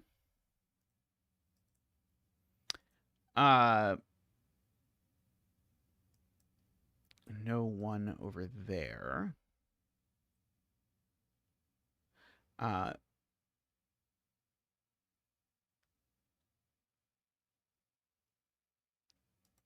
1 over there. Oops. So that gives us a 2, 3, 4 triple, Joao points out, in column 5, which does make that a 1, which now makes my 5 sum 2, 3. So we've got our 2, 3 there. Oh, this isn't a 4, and that's not a 5, by the way, because of the previously stated note. This is not a 2 either, nor is it a 5. This one's not a 1 or a 2. Oops. That one I don't know, but this one I know isn't. So there's definitely a 3 here now looking down, which makes that a 5, and that a 4, and that a 3. So that's a 3 and a 2. That's a 3 and a 2. So these are a 2, 3 pair now, just by sudoku. I'm going to fill that in while I'm thinking about it. That seems to be a 1 and a 2. This one is summing to 4, with that being the 3. So that's the 4 and the 1, the 2 and the 3. Oakley dokley. So that's good. One of these is a 1. All right, so let's look at math. So 4 plus 3 is 7, so plus 2 is 9. So that has become a 3 and a 2. That has become not a 2. That has become not a 2. 2 plus 3 plus 4 is 9. That's too big. So it's 2 plus 3 plus 3 is 8. Remember, I'm not allowed to repeat. So we've got that. 1 plus 2 plus 1 isn't big enough. So it's actually got to be 1 plus 2 plus 4 is 7. And now this one has to be 6, which is 4 plus 1 plus 1, in order to make all of that work out. So we get all of that. No 6s, no 9, no 7, no 6, 8, no 7, 9, no 9, no 8, no 8, no 7, no 7, no 6, no 6. Okay, so that was potent. We know there's a 5 in this row somewhere. Okay, so maybe it's worth thinking about these lines as well. Oh, there's more Sudoku to do. Mekdi points out there's a 3 here now. Yes, we can put red circles on the small arrows so they don't feel left out. That seems like a good idea for everyone. Oops. There we go. 3 is placed in this box as well, actually. Maybe I can do more 3 doku. Oh, maybe that's all the 3s in the grid. Okay, that's all the 3s in the grid. There is no more 3 doku to do. I can do math on what the sum on this line is, because if this is a 7, then 45 minus 17 is 35 minus 7 is 28. That would make the sum 14. So one option is the sum is 14, and the other is that the sum is 13. I guess that's maybe not so exciting. I can do 1 doku and 2 doku as well. I can do some 1 doku, so there's a 1. Let's see. There's a 1. What about 2 doku? Let's see. I can 2 doku there. And I seem to be able to 2 doku there. And now we've got our 1s, 2s, and 3s. Excellent. Okay, so...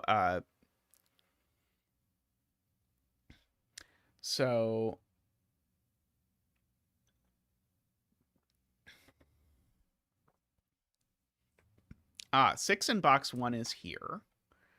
Oh,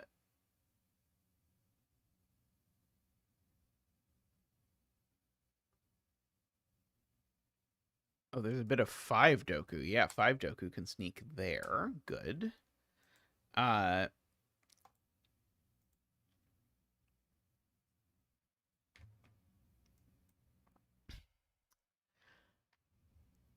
Yeah, okay. So we can just place a 4 in this box now because remember it's 13 or 14, and 4 joining this is going to be too small. So that's a 4. That's really clever. Okay, and so now, in order to get to 13 or 14, I certainly can't use the 7.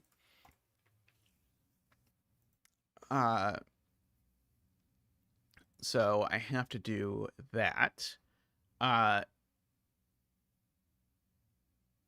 I like, by the way, Selena's point about what happens if this is a 9, which is that if this is a 9, actually no, I don't think so. I think it's a little bit more complicated because of the 1 there.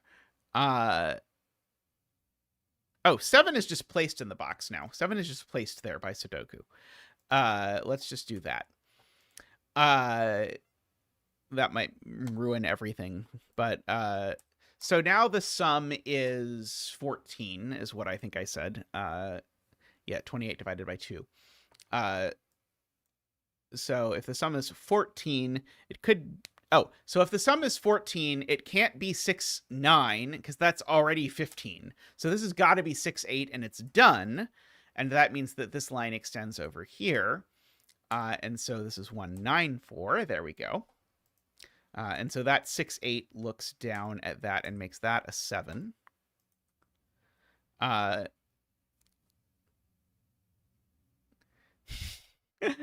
Yep. I mean, 10 lines do speak to me. Okay, so in this row, I need the 7 and the 8. So this can't be a 7 or 8, so it's a 6. So that's the 8 and that's the 6. These are 5 and 8, I believe, in some order. Yet to be decided. So these are 4 and 9 in an order that has been decided. These are 7, 8, and 5, I believe. Yeah, so 5, 7, 8.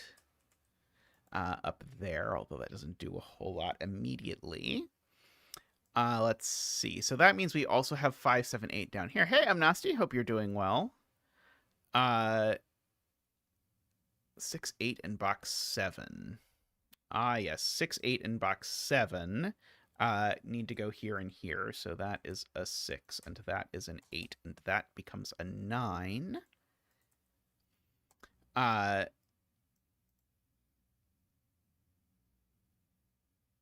Okay, if this joins, then these would sum to a minimum of 16. So the only way that would work is if it were 8 and 8, which doesn't work. Or 9 and 7. Actually, maybe 9 and 7. Sorry, it might actually work if it's 9 and 7. Anyway, these are 5 and 9 in some yet to be decided order, which makes this 4. And makes this 9, which makes that a 7 and a 9. Makes this a 6 or an 8.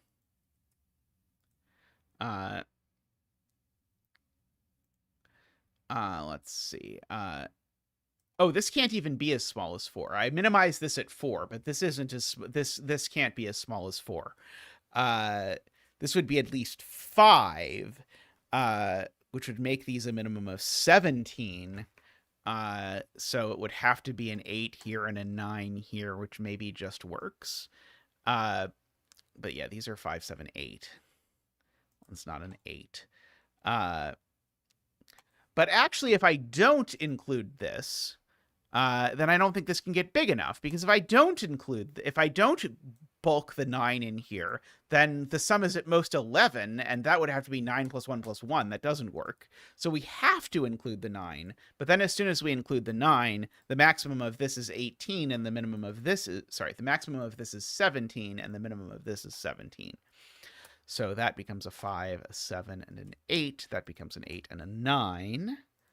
It becomes 5 and 9. We did not use that this line couldn't have the same sum as that line at the end of the day. 6, 8, 6, 6, 8.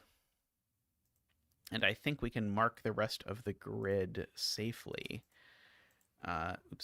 7, 6, 8, 6, 5, 8, and 7. Very nice James Sinclair puzzle there, as is very common for James Sinclair puzzles. James Sinclair is definitely Tristan's favorite setter, so I also quite like James Sinclair puzzles. Alrighty, we have time to do a 6x6, so let's pull up a 6x6. There we go, Zeta 6x6s. I know Paulfly put in something inspired by this. So let's open this. I was just checking. There's something that said first version that then did. Okay, let's do good fit. So place the, I can shrink the zeta so you can see all the rules. Place the digits 0 through 5 in each row, column, and box. Draw regions in the grid so that there is one biggest region without a circle, and the smaller regions each contain exactly one circle. The digit in a circle represents how many ways you can fit its region in the biggest region, allowing rotations, reflections, and overlapping fits.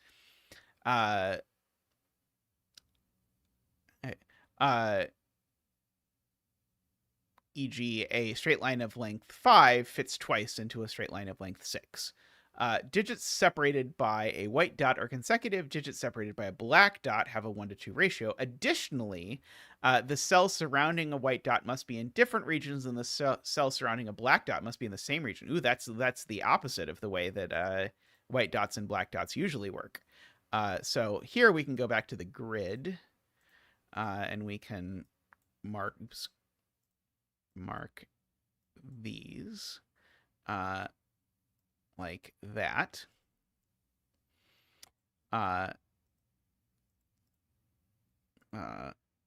Blue, orange. Oh, is there a link, Tristan? Let's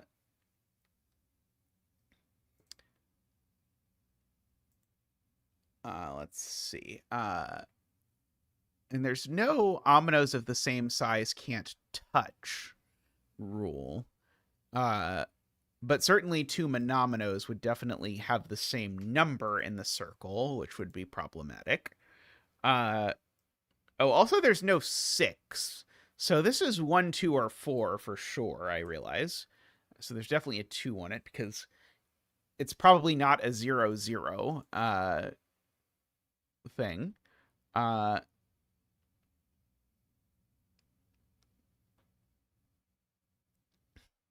Let's see. I can make this green, this red. I can also make that red. Make that purple. Just for fun. Yeah, a monomino would have a number the size of the big region. So if I know the big region is of size larger than 5, then that would happen.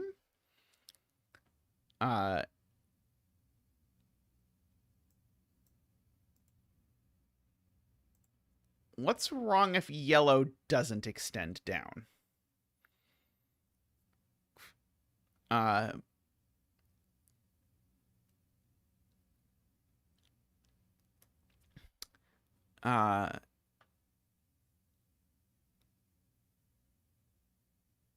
Like I would like to say yellow extends down.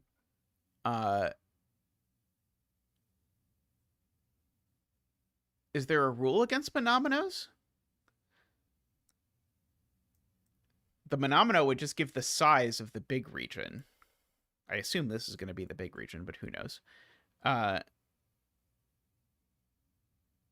Yeah,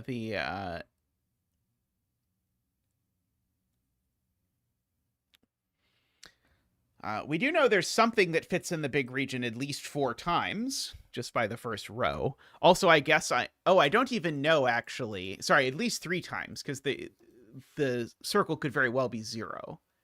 Yeah, if it is a monomino, the big region has maximum size of 5, but I don't see any problem with that immediately.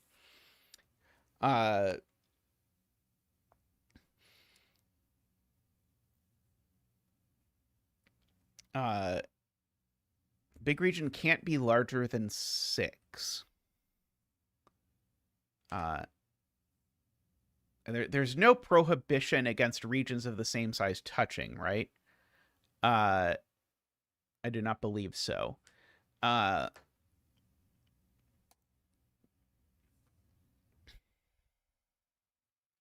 see. How do I do this then?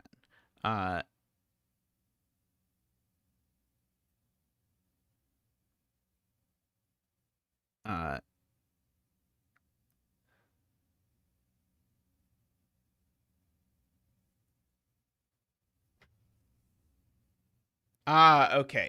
Right. Okay. So, I agree with Garion. So, hey,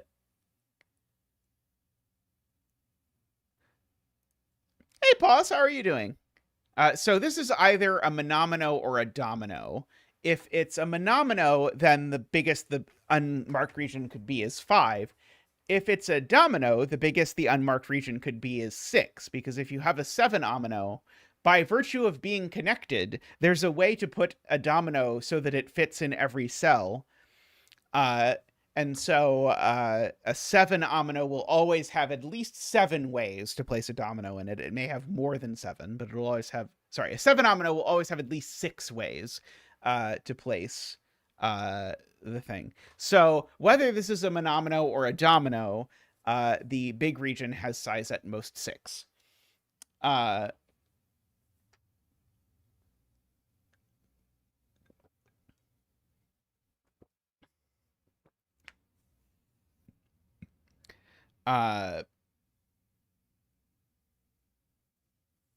I think that argument was correct.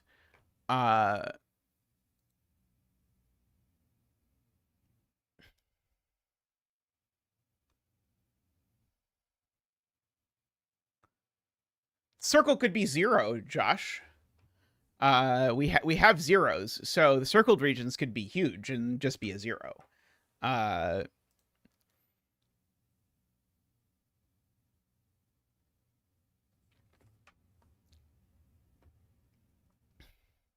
If blue doesn't grow, then yellow certainly does grow.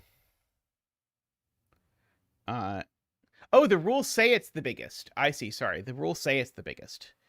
Right. Okay, yeah. So the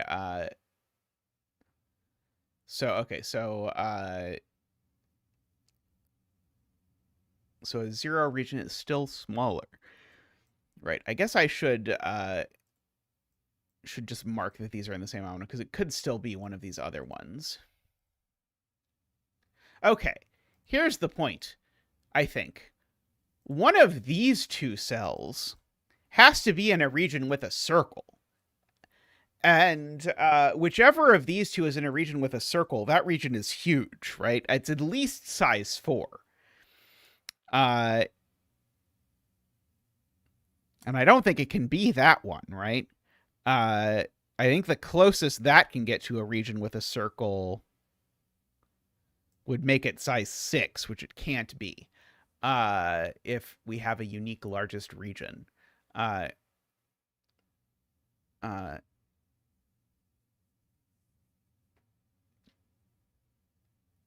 So yeah, so this is not a circle, so we can make this the rainbow region. And so this needs to be part of a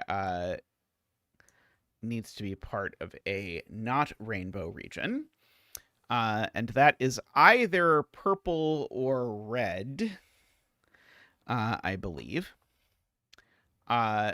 This cell also is going to have a hard time being part of a not rainbow region because of the black dot, actually. In fact, I think it's impossible. I think this has to be in the rainbow region too. Because if it's not, it's going to take the black dot, and then it's going to be a problem. Or it's going to have to run around here, and then the largest region is going to have size not the largest. Can this only be purple? Oh, maybe it could be green?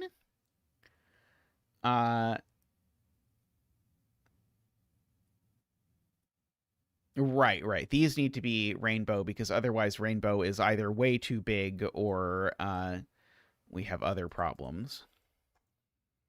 So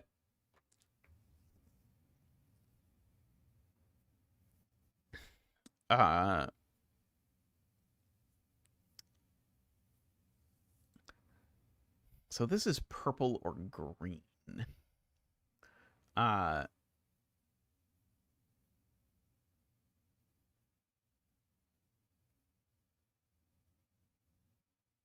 If this is green, red is too big.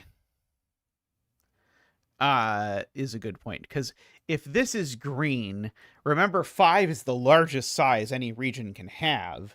That doesn't work because now this red needs to claim everything that's not in the big region, which can technically take up to 6 cells, but that doesn't work.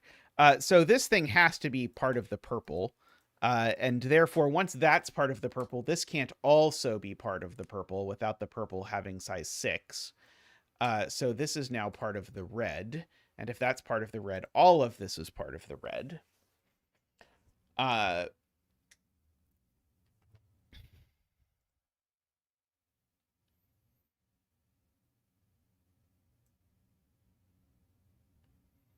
I don't think this can be purple, right? If this were purple, now purple would have 6 cells. It can't be part of red. Okay, yeah, I think this can only be part of the rainbow region, actually. Yeah, so because it can't join purple anymore. So our rainbow region, I think, is determined. And so that determines what happens to yellow at the upper left, because yellow at the upper left now can't be a monomino, or it would be a 6, and there aren't 6s in this puzzle. So this is, in fact, a domino. And a domino goes in here 5 times, so this is a 5. We can bring out Zach for the 5 dance. Big Zach is definitely not ready for the 5 dance. Boop boop doop. Whoa. Ba-doop ba-doop. Whoa. Ba-doop ba-doop. Wee. Ba-doop boo-doop ba-doop boo-doop boo-doop boo-doop. Thank you, Zach. So now blue has to grow actually more than once, because if blue grew only once, then it wouldn't work, because it would also be a 5. Orange has to grow, in fact, at least twice as well. Red has to grow at least twice now. Yeah, we don't usually dance on 6x6s, but it was a 5, so, you know, sometimes we make special exceptions. Okay, blue is 0 or 1, I agree. Red is also 0 or 1, right?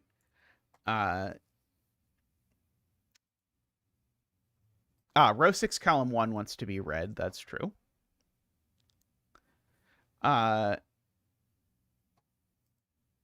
Oh, it could be 2, you're right, sorry, it could be 2. Yeah, sorry, it could be 2, yeah.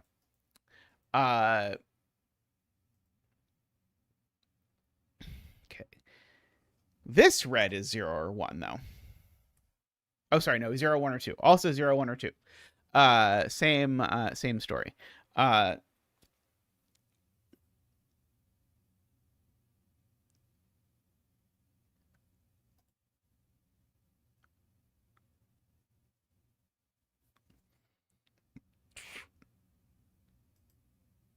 Oh, yeah, can't be 1, actually. This one's only 0 or 2.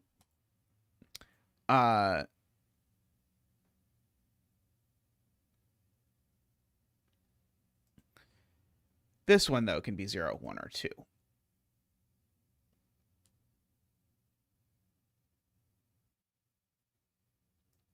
Let's see. We know there's a 5 in one of these 2 cells, for what it's worth. There's no rule about digits repeating in regions or anything, right?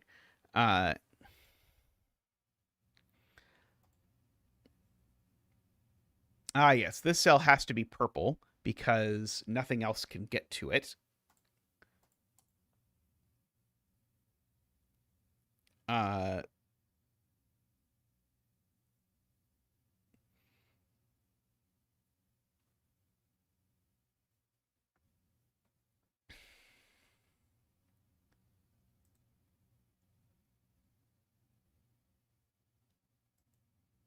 Oh, purple never fits in rainbow. Right. There's no way that purple could possibly fit in rainbow because purple is three rows in each dimension. So purple circle is a 0, which makes red circle a 2, which means red doesn't grow over here in order that it stay a 2, which means that this has a 4 on it. So this is 3, 4, or 5. Has a 4 for sure. And this has a 4 on it, so it's 3, 4, 5.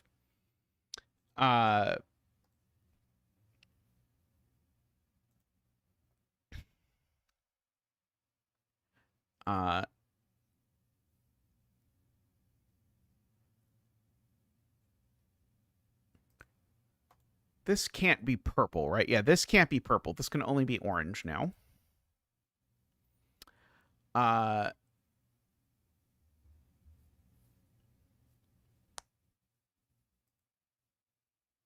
That can't be orange, right? Yeah, this can't be orange because if this is orange, it's the last cell of orange. And then purple doesn't work. Which means this is, in fact, purple, I believe, because it's got to be something. And so now purple can finish in either of these spots that it wishes to. Yeah, so this is 0, 1, 2, same shape as before. In fact, just 1 or 2, not 0.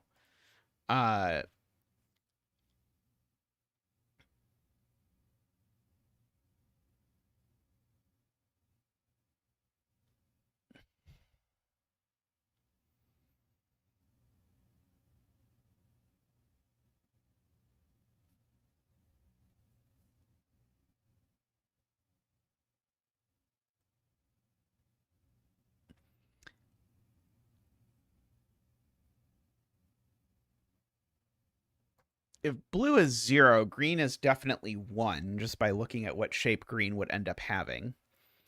But that all works out because this would be 0, 1, 2, and that would all work out.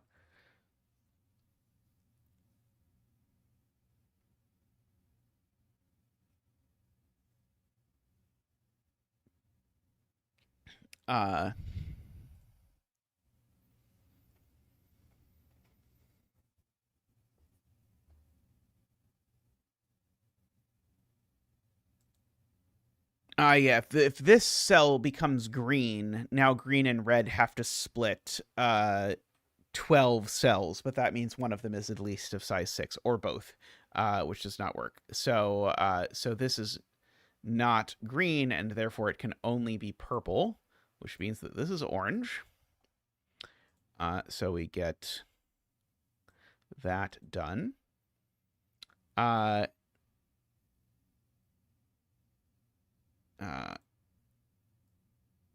And we can fill in this circle with a 1, which makes this a 0, which means blue grows. And as soon as blue grows, green grows. And so now that green has that shape, this is definitely a 1, and that's a 2. Okay, so if that's a 2, that means that red doesn't grow. This has become blue by virtue of having nothing else to be. And these have become green by virtue of having nothing else to be. One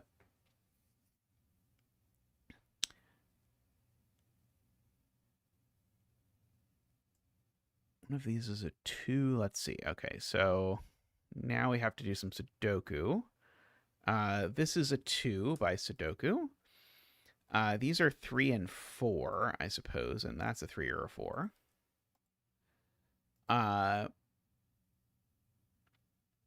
1 is placed in box 3, and then in box 4.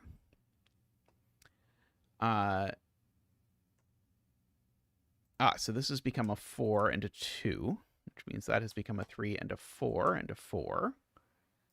And a 3. Hey, Elatron, welcome. To 4. That's the 4 for this dot. That seems to be a 5, and that's a 5. So that is a 3. Let's see, that's a 4 just by 4 doku. This is a 3 or a 5, and it's not a 3, so it's a 5.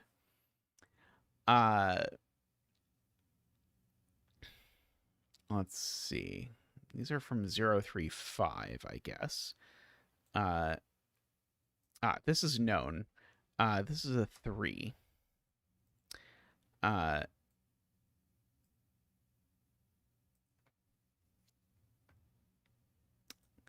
These are a 0 and a 1.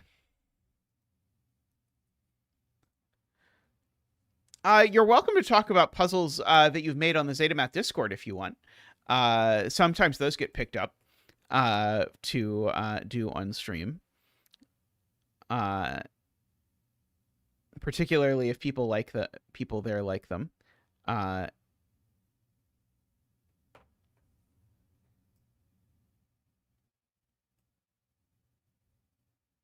This digit is an odd, so it's even. because it's not odd because it's 1, 3. It sees 1, 3, and 5, so it can only be even. But of evens, it can be. It can't be 4 and it can't be 0 because there's a 1 in the column. So the only thing this can be is 2, with that being a 3. And so now I need to fit a 5 and a 0 in the column, and the 5 can't go in the box with a 5. So that's the 5 and the 0. That's the 2. So let's see. We've got to put a 3 up here. So that's a 0. That's a 0. So that's a 1 and a 0. That's a 1. And that is a 5. Very nice, Paul Fly. I enjoyed that. Counting the number of times an omino fits in another omino is a cool idea. This could be a really crazy arrow puzzle. To say the arrow is the number of times. Why are we poor rainbowing? Oh, the rainbow is missing red over here. Oh no, poor rainbow. Indeed.